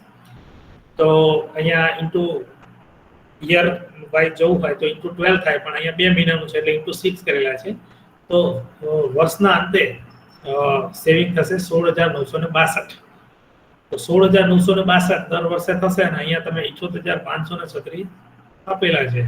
તો પેબેક જે છે એનો 4 વર્ષ અને 7 મહિના, લમસમ બધા તો મેક્સિમમ 5 યર આપણે ગણીએ, તો 5 યરમાં જે આપણે સિસ્ટમ નાખી છે એના પૈસા વળતર આપણને મળી જશે. અને પ્લાન્ટની લાઈફ તો 25 યર્સ હોય છે, લેટર દેન ટોટલ સોલર પાવર જ્યાં સુધી આપણે યુઝ કરશું. જો કે જે સિસ્ટમ 5 વર્ષમાં સ્ટાર્ટિંગમાં જનરેશન આપે એ જનરેશન લાસ્ટમાં છેલ્લા 10 યરમાં એટલું સેમ નહીં રહે, એનાથી થોડું લેસ રહેશે, કારણ કે કોઈ પણ સિસ્ટમની ડિગ્રેડેશન એનું એ લાગુ પડશે. તો આ એક સોલર. તો પછી આ એક એકાઉન્ટ તમારે બેંક એકાઉન્ટ આપવાનું હોય છે કે જેમાં એ મની ક્રેડિટ થાય. ઇન્સ્ટોલેશન ગાઈડમાં પહેલું તો સ્ટ્રક્ચર તૈયાર કરવું પડે. પછી પેનલ જે છે એને સાઉથ ડિરેક્શનમાં, કારણ કે સનની મોમેન્ટ ઈસ્ટ ટુ વેસ્ટ હોય, પૂર્વથી પશ્ચિમ. તો પેનલ ફેસ જે છે એ સાઉથ ડિરેક્શનમાં રાખવાનો હોય છે. ટિલ્ટ એંગલમાં થંબ રૂલ એવો છે કે as per the location latitude, એટલે તમે ગૂગલમાં તમારું માન લો કે તમે ખેડા રહેતા હોય તો ખેડાનું લેટિટ્યુડ નાખો ને તો એ તમારું 17 થી 24 ડિગ્રી વચ્ચે પડી જાય. તો 23 ડિગ્રી સપોઝ આવે તો એ તમારું એંગલ, જે કે ટિલ્ટ એંગલ જેને કહેવાય. વાયરિંગ કનેક્શન્સ અને ઇન્વર્ટર કનેક્શન્સ કરવા પડે. તો આ ઇન્સ્ટોલેશન્સ ગાઈડ છે. કેલ્વિનોમીટર પણ આવે, મોબાઈલ્સમાં પણ હવે તો એંગલ તમે ડાયરેક્ટલી એંગલ પ્રો કરીને એક મોબાઈલ એપ આવે છે, એનાથી તમે મેજર કરી શકો. તો લેટિટ્યુડ 17 થી 24 ડિગ્રી, નોર્મલી આઈડિયલી 23-24 જેટલો એંગલ, ફિક્સ એંગલ હોય તો એટલો રાખતા હોય છે. સાઉથ ડિરેક્શનમાં પેનલ હોવું જોઈએ. Design of 4 kilowatt solar plant આપણે જોઈએ કે ઘર ઉપર 4 કિલોવોટનો સોલાર પ્લાન્ટ નખાવો હોય તો પહેલા તો જે તે સપ્લાયર જે છે એ આ બધી મોડ્યુલ બનાવતી કંપનીઓ છે, આ બધી ઇન્વર્ટર બનાવતી કંપનીઓ છે, તો એમાંથી સોલાર મોડ્યુલ ડેટા શીટ લેવું પડે, ઇન્વર્ટર ડેટા શીટ લેવું પડે. તો માની લો કે વારિસ સોલારનું એક મોડ્યુલ લીધું છે 300 વોટ પીકનું, એટલે કે એક મોડ્યુલ, આ એક મોડ્યુલ થયું, એવું બીજું, ત્રીજું, ચોથું, 5મું, 6મું, 7મું, 8મું અને 9મું, અને 300 વોટ પીકની કેપેસિટી વાળું લીધું છે. અને આ બાજુ ઇન્વર્ટર 4K એટલે 4 કિલોવોટનું લીધું છે. તો એના સ્પેક છે, એટલે કે બેના સ્પેક જોવા પડે, કારણ કે મોડ્યુલ સિસ્ટમને ઇન્વર્ટર સિસ્ટમ જોડે મેચ કરવાની છે. તો 4 નહીં પણ 3 કિલોવોટની સિસ્ટમ લીધી છે કેલ્ક્યુલેશનમાં. તો વોટ તો કેટલા મોડ્યુલની જરૂર પડશે? તો કે 3000 વોટ આપણી કેપેસિટી છે અને 300 વોટનું આપણે ચૂઝ કર્યું છે, એટલે કે પ્લાન્ટમાં 10 મોડ્યુલની જરૂર પડશે. 10 મોડ્યુલની જરૂર પડશે તો એક સ્ટ્રિંગ બનાવવા માટે, એટલે કે સિરીઝમાં પેનલ જ્યારે બનશે, સ્ટ્રિંગ બનશે, તો કેટલા મોડ્યુલની એક સ્ટ્રિંગ બનશે? તો કે એમાં ઇન્વર્ટરનો એમપીપી એટલે મેક્સિમમ એમપીપી સ્ટાર્ટઅપ વોલ્ટેજ અહીંયા જે છે, સ્ટાર્ટઅપ વોલ્ટેજ અહીંયા 120 આપેલું છે, એ લેવો પડે, અને અહીંયા મોડ્યુલનો મેક્સિમમ વોલ્ટેજ લેવો પડે. તો અહીંયા 4, એટલે કે 4 કરતાં ઓછા મોડ્યુલ જો તમે સિરીઝમાં રાખો તો તમારું ઇન્વર્ટર જોડે મેચ નહીં થાય. એટલે મિનિમમ 4 અને મેક્સિમમ અહીંયા વોલ્ટેજ લેવા પડે, અને અહીંયા મેક્સિમમ ઇન્વર્ટરના વોલ્ટેજ લેવા પડે, અને આ બાજુ આના વોલ્ટેજ મેક્સિમમ લેવા પડે. તો 14, એટલે કે 4, મિનિમમ 4 અને મેક્સિમમ 14 ની વચ્ચેના મોડ્યુલ્સ તમે કનેક્ટ કરી શકો. તો આપણા ટોટલ મોડ્યુલ્સ રિક્વાયરમેન્ટ આપણે કેલ્ક્યુલેટ કર્યા છે કે 10 છે, જેમ અહીંયા ફિગરમાં મેં 5 બતાવ્યા છે. અને સિરીઝમાં એટલે એકનો નેગેટિવ બીજાનો પોઝિટિવમાં, બીજાનો નેગેટિવ ત્રીજાનો પોઝિટિવમાં, અને આ રીતે સિરીઝ કનેક્શન કહેવાય. અને આ રીતે મેલ ફિમેલ કોન્ટેક્ટ હશે. તો insert the male communicator into the female, એટલે કે પોઝિટિવ ને નેગેટિવ જોડે, અને ફરી પાછો આ બાજુ પોઝિટિવ ને આ બાજુ નેગેટિવ આવશે. એટલે કે પ્લેસિંગ ઓફ 10 મોડ્યુલ્સ જે છે એ આપણે કર્યા. તો 5 બેક રાખ્યા અને 5 એમાં રાખ્યા, અને બધાને સિરીઝમાં કનેક્ટ કર્યા, પોઝિટિવ નેગેટિવ જોડે, અને ફાઇનલી 2 ટર્મિનલ વધ્યા અને આપણે ઇન્વર્ટરમાં લઈ ગયા. તો 10 મોડ્યુલ હતા અને 4500 એનો VOC હતું, તો 450 વોલ્ટ થયા. જ્યારે ઇન્વર્ટરના વોલ્ટેજ જે છે એ 600 વોલ્ટ હતા, એટલે કે 450 છે 600 કરતાં ઓછા છે, એટલે કે સિસ્ટમ ઓકે. એટલે કે 600 કરતાં કોઈ પણ કાળે એના જે છે ને એ 550 કરતાં વોલ્ટેજ વધવા જોઈએ નહીં, કારણ કે 600 તો એના મેક્સિમમ છે. તો તમારે સિરીઝમાં અને એ રીતે બનાવવું પડે કે ઇન્વર્ટર કરતાં વોલ્ટેજ એના વધે નહીં. તો યસ, અહીંયા આપણે બતાવ્યું છે કે મેક્સિમમ ડીસી ઇનપુટ વોલ્ટેજ 600 હતા. તો આના કરતાં સ્ટ્રિંગ જ્યારે બનાવો એમાં વધે નહીં. તો એ ક્યારે ખબર પડે? તો કે તમારે મોડ્યુલના VOC તમે લો, અને એ VOC સિરીઝમાં વોલ્ટેજ મલ્ટીપ્લાય થાય, એટલે 1/45 હોય તો 10 ગુણ્યા 45, એટલે કે 450 થયા. It is less than 600 volt. પછી 6 કિલોવોટનો પ્લાન્ટ માન લો કે ડિઝાઇન કરવો છે તો કેટલા મોડ્યુલ જરૂર પડશે? તો કે 6000 વોટ છે અને એક મોડ્યુલ આપણે 300 નું સિલેક્ટ કર્યું છે તો 20 મોડ્યુલ જરૂર પડશે. હવે 20 જે છે એમાં મિનિમમ અને મેક્સિમમ તો બંનેના પેરામીટર્સ સ્પેસિફિકેશન સેમ છે એટલે 4 થી 14 વચ્ચે આપણે પ્લેસિંગ કરાવવાના છે. 10 મેં ફ્રન્ટમાં રાખ્યા અને 10 બેકમાં રાખ્યા. પછી ફાઇનલ કનેક્શન 450 કરતા ના વધવું જોઈએ એટલે 2 સ્ટ્રિંગ આમાં બનશે, બરાબર ને? અને ફાઇનલી પહેલામાં જેમ સિરીઝમાં કનેક્શન થયું હતું એવી રીતે આમાં પેરેલલ એટલે શું? પોઝિટિવ ટુ પોઝિટિવ અને નેગેટિવ ટુ નેગેટિવ એ પેરેલલ કનેક્શન કહેવાય. જ્યારે મોડ્યુલ્સના કનેક્શન વોલ્ટેજ અપ માટે ઓલવેઝ સિરીઝમાં રહેશે, બરાબર ને? એટલે કે એક સ્ટ્રિંગનું વોલ્ટેજ જે છે એ 450 કરતા વધે નહીં, પણ 2 સ્ટ્રિંગ તમારે બનાવવી પડે. આગળ મેં તમને identify number of modules and string, આ ક્વેશ્ચન સ્ટુડન્ટ માટે છે કે તમે આમાં મને એમ કહો કે સ્ટ્રિંગ ટોટલ કેટલી છે? ટોટલ સ્ટ્રિંગ કેટલી છે? Hello Nirav. Yes sir. Number of string. હા, બધાને સાહેબે આની ફર્સ્ટ પ્રીવિયસ સ્લાઇડ ની અંદર સમજાવ્યું કે સ્ટ્રિંગ કેવી રીતે બનાવવાની. હવે આ એક આપણી પાસે એક્ઝામ્પલ છે તો આની અંદર કોણ આઈડેન્ટિફાઈ કરી શકશે અહીંયા ટોટલ કેટલી મોડ્યુલ છે અને એ પ્રમાણે આપણે કેટલી સ્ટ્રિંગ બનાવી શકીશું? 9 પેનલ ની 6 સ્ટ્રિંગ. એની આમાં આ ફિગરમાં કેટલી છે એમ કહો છો? ફિગરમાં પેનલ કેટલી છે એવું પૂછો છો? એરે 3 છે. ઓકે, એરે તો 3 બન્યા પણ આપણે સ્ટ્રિંગ કહીશું ને તો 3 મોડ્યુલ જે છે એની એક આપણે એક સ્ટ્રિંગ થઈ, બરાબર ને? String means number of module connected in series, બરાબર ને? એટલે સ્ટ્રિંગ નંબર 1, સ્ટ્રિંગ નંબર 2 અને સ્ટ્રિંગ નંબર 3, બરાબર ને? બેક ટુ બેક આપણે કનેક્ટ કર્યું ધેટ મીન્સ ઓફ એરે, કારણ કે ફાઇનલ કનેક્શન આપણે પેરેલલમાં લેવું છે. એટલે કે સ્ટ્રિંગ 3 થઈ અને એક સ્ટ્રિંગની અંદર કેટલા મોડ્યુલ છે? કે 3 મોડ્યુલ છે. મોડ્યુલ નંબર 1, મોડ્યુલ નંબર 2 અને મોડ્યુલ નંબર 3. સિમિલરલી બેક સાઈડમાં જે સ્ટ્રિંગ છે એમાં પણ 3 મોડ્યુલ છે. સિમિલરલી લાસ્ટમાં પણ 3 મોડ્યુલ છે. તો આ ક્વેશ્ચન હતો. 4 કિલોવોટ ની સિસ્ટમ માટે નોર્મલી 1 કિલોવોટમાં 10 મીટર સ્ક્વેર અથવા તો 100 square feet area without shaded ની જરૂર પડે. 4 કિલોવોટનું હોય તો 40 મીટર સ્ક્વેર આપણે કહીએ. પેનલ ફેસિંગ સાઉથ ડિરેક્શનમાં ઓલવેઝ. પેનલ એંગલ 17 થી 24 વચ્ચે તમે ઓર થંબ રૂલ્સ તો એવું કહે છે એઝ પર જર્મી રિસર્ચ કે as per latitude of the locations, અને લેટિટ્યુડ તમને ફ્રોમ ધ ગૂગલ તમને મળી જાય. Number of panels required 14 panel જરૂર પડશે 300 વોટ પીકની.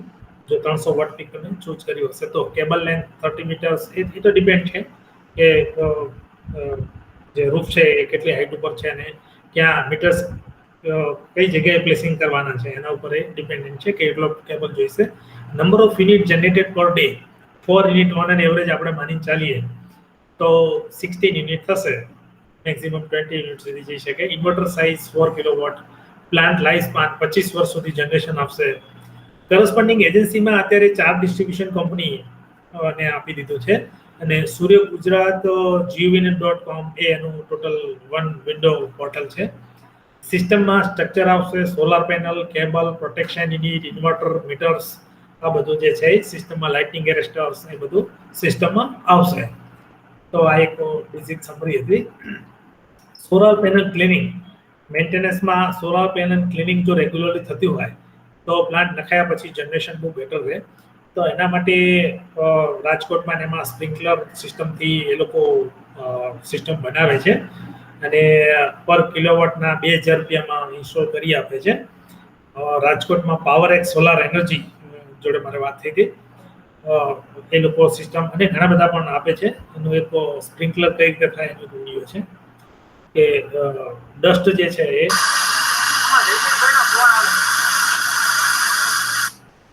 આ રીતે સ્પ્રિંકલરથી કરેલું છે. વોટર સ્પ્રેડ થશે પેનલ ઉપર. जाता है और इन सोलर पैनल को हफ्ते में कम से कम एक बार हमें जरूर क्लीन करना चाहिए. और उसके लिए मैंने पिछले साल एक वीडियो बनाया था जिसमें मैंने एक जुगाड़ किया था. ये एक ऐसा पाइप लिया था, इसके अंदर मैंने काफी सारे छेद किए थे और इसमें से पानी निकलता था और सोलर पैनल जो होती है उसके ऊपर ये पानी जाता था और सोलर पैनल को क्लीन करता था। लेकिन अब आपको ऐसे जुगाड़ की जरूरत नहीं पड़ेगी क्योंकि मार्केट के अंदर एक ऐसी नोजल अवेलेबल हो चुकी है जिससे आप सोलर पैनल पे लगा के इससे पानी जो है सोलर पैनल पे डाल सकते हो। तो आज मैं आपको इस वीडियो में इस नोजल को कैसे इस्तेमाल करना है, कैसे क्लीन होती है सोलर पैनल इस नोजल से, ये इस वीडियो में आपको दिखाने वाला हूं। तो वीडियो को पूरा देखना, पसंद आए तो लाइक करना, शेयर करना, चैनल को सब्सक्राइब भी जरूर कीजिए। तो चलिए देखते हैं आज का वीडियो। दोस्तों ये नोजल मैंने लोकल शॉप से परचेज की है, ये ऑनलाइन तो अवेलेबल नहीं है, अगर होगी तो मैं लिंक दे दूंगा। और इसकी जो कीमत है वो 100 से 150 रुपए के बीच में है और एक सोलर पैनल पे एक नोजल लगेगी। अभी मेरे पास एक यहाँ पे सोलर पैनल है, इसके ऊपर मैं लगा के पहले टेस्ट करूंगा कि ये कैसे काम करती है। बाद में मैं अपनी जो सोलर सिस्टम है जिसमें 8 सोलर पैनल लगी हुई है उसके ऊपर मैं इंस्टॉल करूंगा। तो चलिए देखते हैं पहले एक सोलर पैनल पे लगा के कि ये कैसे काम करती है। दोस्तों सबसे पहले हम नोजल को इस आधे इंच के टी के अंदर हम लोग फिट करेंगे इस तरह। अब इसके अंदर हम लोग एक पाइप डालेंगे आधे इंच का।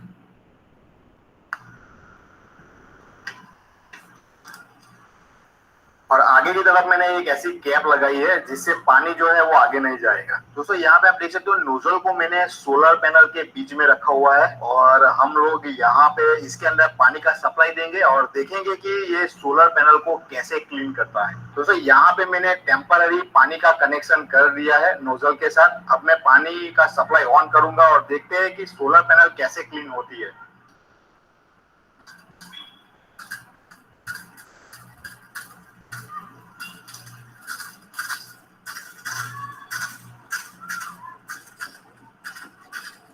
तो दोस्तों यहाँ पे आप देख सकते हो नोजल काफी अच्छी तरीके से काम कर रही है। अभी मैंने फुल सप्लाई पानी का जो है वो ऑन नहीं किया, फिर भी ये सोलर पैनल के ऊपर, पूरी सोलर पैनल के ऊपर पानी डाल रही है।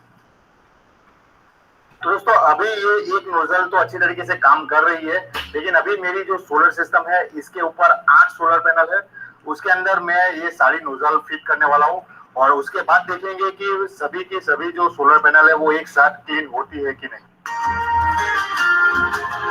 पर फिट करने वाला हूं और बाद में मैं इसमें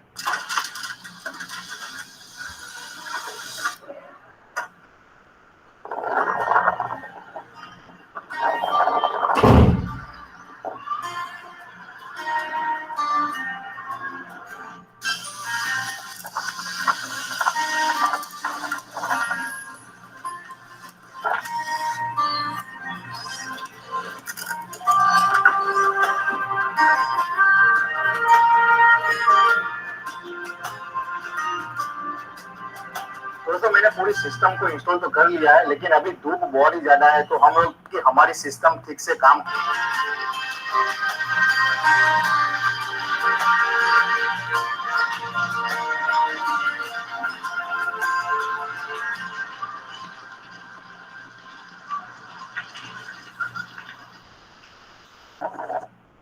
So all are the panel cleaning systems. આમાં તમારે આઈડેન્ટિફાઈ કરવાનું છે કે શું ખોટું શું છે. Anyone can say? Shadow shadow પડે છે. Shadow, very good. So shadow means your lower generation અને shadow free area હોવો જોઈએ. સેકન્ડ માં શું ખોટું છે? સ્લોપ નથી આપી. એંગલ ખોટું. Yes, very good. So you getting well. Dirty Yeah. panel. Panel cleaning proper નથી, હે ને, ડસ્ટ ઇઝ ધેર, તો જનરેશન ત્યાં ઓછું રહેશે. શું રોંગ છે? સાઉથ ફેસિંગ એંગલ નથી. પ્રોપર નથી. યસ એંગલ સાઉથ ડિરેક્શનમાં હોવો જોઈએ, જે એકમાં તો છે પણ એકમાં નથી. સ્ટ્રક્ચર બેઝ સિલેક્શનમાં actually 6M solar mounting structure GI5 હોવું જોઈએ. Indian standard 4759 460 GSM premium materials જો યુઝ થાય તો બેટર કહેવાય. સોલાર ડીસી કેબલમાં પણ DC cable 4 square mm square Polycab Havells એ કેબલ હોય તો વધારે બેટર કહેવાય. અર્થિંગ રોડમાં પણ રેગ્યુલર અર્થિંગની જગ્યાએ જો ઇન્ડિયન સ્ટાન્ડર્ડ 3043 1987 હોય તો એ વધારે બેટર કહેવાય. જસ્ટ બેઝ સિલેક્શન આપેલું છે. સોલર મોડ્યુલ્સમાં એફિશિયન્સી 17 થી 21 લિનિયર વોરંટી 25 થી 27 યર, ઘણા બધા 27 યર પણ હોય છે. જંકશન બોક્સમાં ઇન્ક્રીઝ પ્રોટેક્શન IP65 પણ હોય છે, પણ IP68 હોય તો વધારે બેટર કહેવાય. તો Waaree solar, Vikram solar, Adani, Jakson, Trina solar, LG, Delta, Exide, Havells આ બધા વેલનો છે. ઇન્વર્ટરમાં મેક્સિમમ એફિશિયન્સી 98% હોવી જોઈએ. THD એટલે total harmonic direction less than 3% હોવું જોઈએ. જો કોઈનું 1.5% હોય તો બેટર કહેવાય, લેસ ધેન 1.5 હોય તો બેટર કહેવાય. ઘણા બધા સપ્લાયર એવા છે કે જે 10 યર્સની વોરંટી આપે છે. Startup DC input voltage 60, ultra low startup એટલે કે તમારું શું કહેવાય કે સિસ્ટમ ડિઝાઇન કરો એમાં સ્મોલ સિસ્ટમ બનાવો તો પણ ચાલે. Output side AC voltage range 162 to 85. અને હાઇબ્રિડ અને માઇક્રો ઇન્વર્ટર જે છે ને એ advisable. Micro inverter normally advisable એટલા માટે નથી કે પર્સનલી મને એક્સપિરિયન્સ છે કે એનું ફેલર રેટ વધારે છે. એક મોડ્યુલની બેક સાઈડ જ આવશે, એટલે સ્ટ્રિંગ ઇન્વર્ટર ઇઝ બેસ્ટ. 1 કિલોવોટનું સિસ્ટમમાં આગળ પણ આપણે unshaded area, selection of installation agency, normally A B category આપેલી છે સૂર્ય ગુજરાતના લિસ્ટમાં. તો એ કેટેગરીવાળા નોર્મલી હાયર એક્સપિરિયન્સવાળા છે, તો એ પ્રમાણે ચૂઝ કરી શકાય. અથવા તો તમારી નજીકના કોઈ હોય, સર્વિસ એની બેટર હોય, હેવિંગ ઓન ઇન્ડસ્ટ્રીઝ, પોતાની ઇન્ડસ્ટ્રીઝ હોય તો શું થાય કે લોંગ ટાઈમ સુધી તમને સર્વિસ આપી શકે.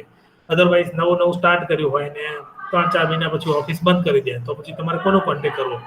એટલે હેવિંગ ઓન પોતાની ઇન્ડસ્ટ્રીઝ હોય તો એની લોંગ જર્ની હોય, એટલે એવાને નોર્મલી સિલેક્ટ કરવાનું. અને સર્વિસ એની કેવી છે એ થોડું માર્કેટ સર્વે કરવાથી ખબર પડે. જ્યાં જ્યાં સિસ્ટમ લગાવેલી હોય ત્યાં રિવ્યુ ઉપરથી ખબર પડે. તો આ રીતે તમે ઇન્સ્ટોલર એજન્સી સિલેક્ટ કરી શકો. સૂર્ય શક્તિ કિસાન યોજના પણ એક ગવર્મેન્ટની સ્કીમ છે, અને રફટૂપ જોડે મેં રાખી છે. સ્કાય ફીડર છે, સબસિડી એની 60% છે, અને 1 HP ઇક્વલ ટુ 1.25 કિલોવોટ એમાં નાખી શકાય. બહુ સારી સ્કીમ છે. પછી સોલાર પ્લાન્ટ મેગાવોટ કેપેસિટીમાં સોલાર પાર્કમાં નાખવું હોય તો પણ GUVNL અને GPCLમાં એની બધી ડિટેલ આપી છે કે સોલાર પાર્કમાં તમારો પોતાનો પ્લાન્ટ નાખવો હોય તો લેટેસ્ટ રેટ ને બધું શું છે. Solar water pump lighting system પણ એની માટેની સ્કીમ પણ GGRC એની ઉપર આપેલી છે, જેડા ઉપર આપેલી છે. આ બધા સોફ્ટવેર છે કે જેમાં તમે સોલાર સિસ્ટમ ડિઝાઇન કરી શકો. PVC છે, સિસ્ટમ એડવાઇઝર મોડલ છે, હોમર પ્રો છે.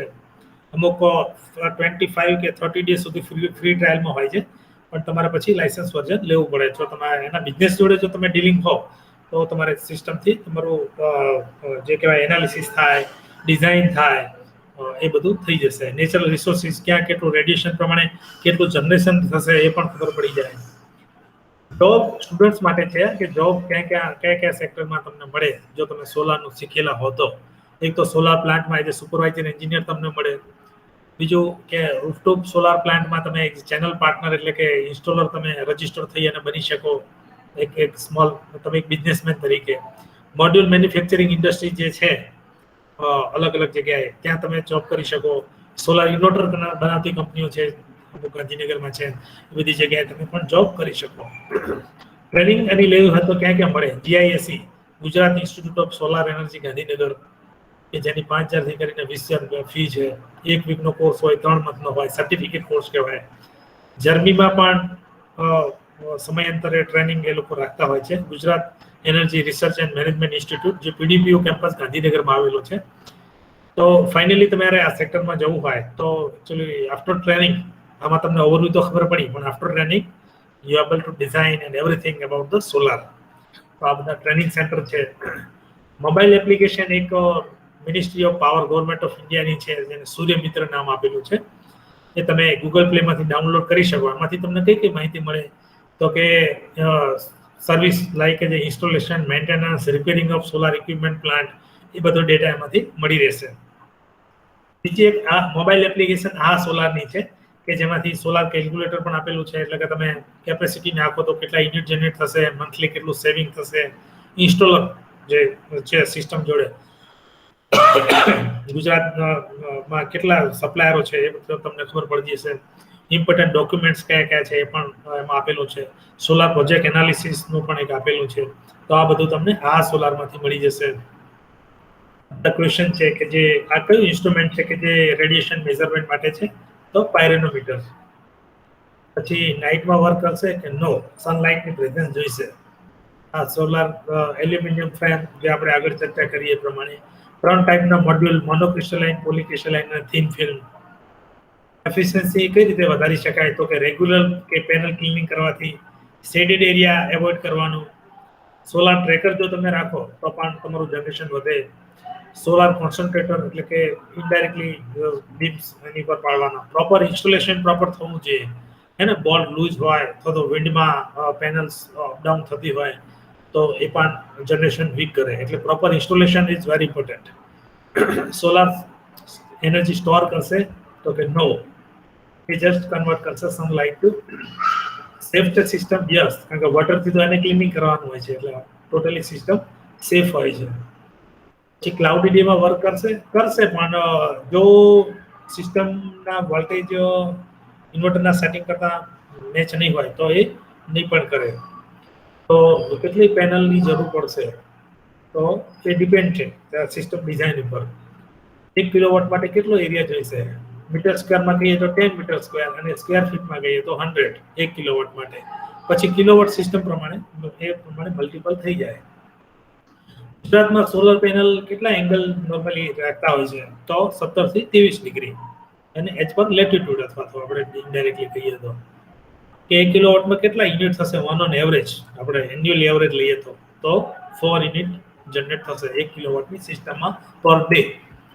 સોલાર પ્લાન્ટ ઇન્સ્ટોલેશનમાં કોઈ નોલેજ જરૂર પડે તો કે પેનલ એંગલ કેટલો રાખવો હોય, structure fitting, labour skill, equipments used in solar plant, solar module, inverter, cable, bi-directional meter. Bi-directional meter નું ફંક્શન શું છે? For the record and reading of solar power and grid. ગ્રીડમાં કેટલું જાય છે એટલે કે ઇમ્પોર્ટ અને એક્સપોર્ટ એનું એ રાખશે. સોલાર સેલ કેમ ડાયરેક્ટલી આર્ટિફિશિયલ લાઇટમાં વર્ક નહીં કરે, કારણ કે silicon has a band gap of 1.1 electron volt. This means to generate the electron hole pair it will be needed light of wavelength of 400 to 1100 nanometer કે જે સૂર્યમાંથી જ આપણને મળે. So most of the visible spectrum lies in this range. Therefore the present solar module work on sunlight. તો અહીંયા આપણું presentation complete થાય છે. સો ક્વેશ્ચન્સ કોઈને હોય તો આપણે લઈ લઈશું. હેલો નીરવ. Yes sir.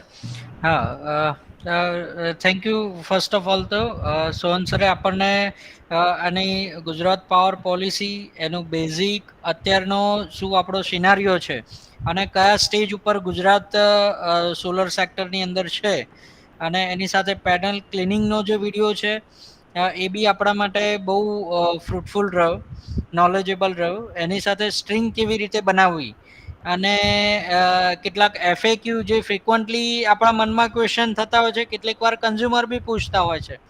ઘણી જગ્યાએ એવું થતું હોય છે, કેટલાક નોલેજેબલ ગૂગલમાંથી ને એવી રીતે સર્ચ કરીને એમ કે ભાઈ તમારી ડિગ્રી ખોટી છે, તો એ વખતે તમે કહી શકો છો કે ભાઈ 17 to 23 ડિગ્રી આખા ગુજરાતમાં ચાલી શકે છે.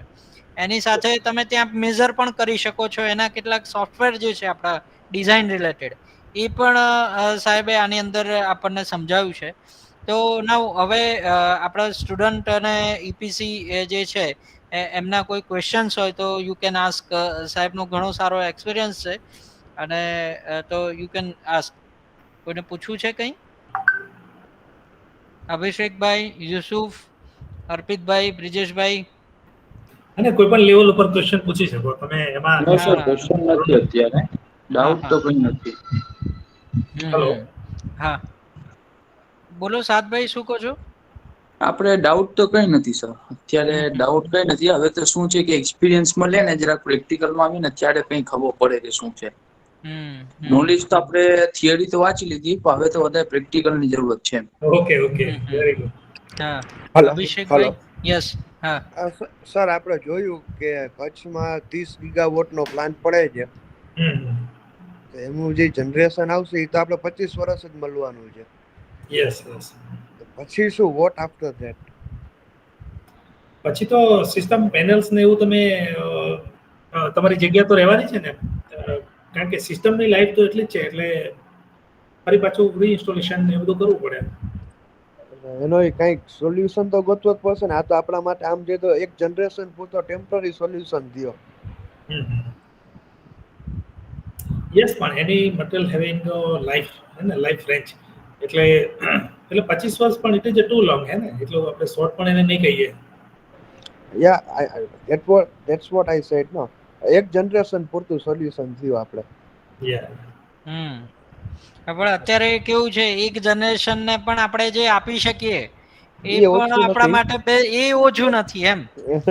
આપણે આટલું ડિલિવર કરીએ છીએ, આપણે જે બચત નથી કરી શકતા, પણ ક્યાંક આવું નવું ઊભું કરી અને આપણે એમને આપી રહ્યા છે જનરલી, એ કોન્સેપ્ટ છે. આમ તો સાહેબ આપણે 2030 સુધીનો જે ટાર્ગેટ છે એમાં આપણે ઓલમોસ્ટ 50% એની લાઈફ સ્પાન કન્ઝ્યુમ કરી જ લેશી. પછી પાછું નવું સોલ્યુશન તો ગોતતું જ રહેવાનું છે. નવું સોલ્યુશન ત્યાં સુધી તો ટેકનોલોજીકલ ઘણા એડવાન્સમેન્ટ બી થઈ ગયા હશે ને. Yes no doubt. અત્યારે 540 વોટની આવવા માંડી છે પેનલ. એટલે કોમ્પેક્ટ થતું જાય છે. એટલે સોલર સેલ ની અંદર બી 4th generation we are in process. આપણું ઇન્ડિયન કન્ટ્રી છે એ બહારથી બી આ ટેકનોલોજી ઇમ્પોર્ટ કરી રહી છે, અને અહીંયા અમુક ગોલ્ડી સોલાર છે, આ તે વારી છે, એ બધા 4th જનરેશન ની અંદર આવી રહ્યા છે એમ. 540 ની પેનલ અત્યારે મેન્યુફેક્ચરર થશે એમ. અરે સાહેબ 600 વોટની આવવા માંડી છે. મને 2 દી પહેલા જ કોકનું આવ્યું હતું કે ભાઈ અમે 600 વોટની ચાલુ કરી. મેં કીધું હમણાં શાંતિ રાખો. એકચ્યુઅલી કોસ્ટિંગ પછી આવી જાય ને પ્રમાણે.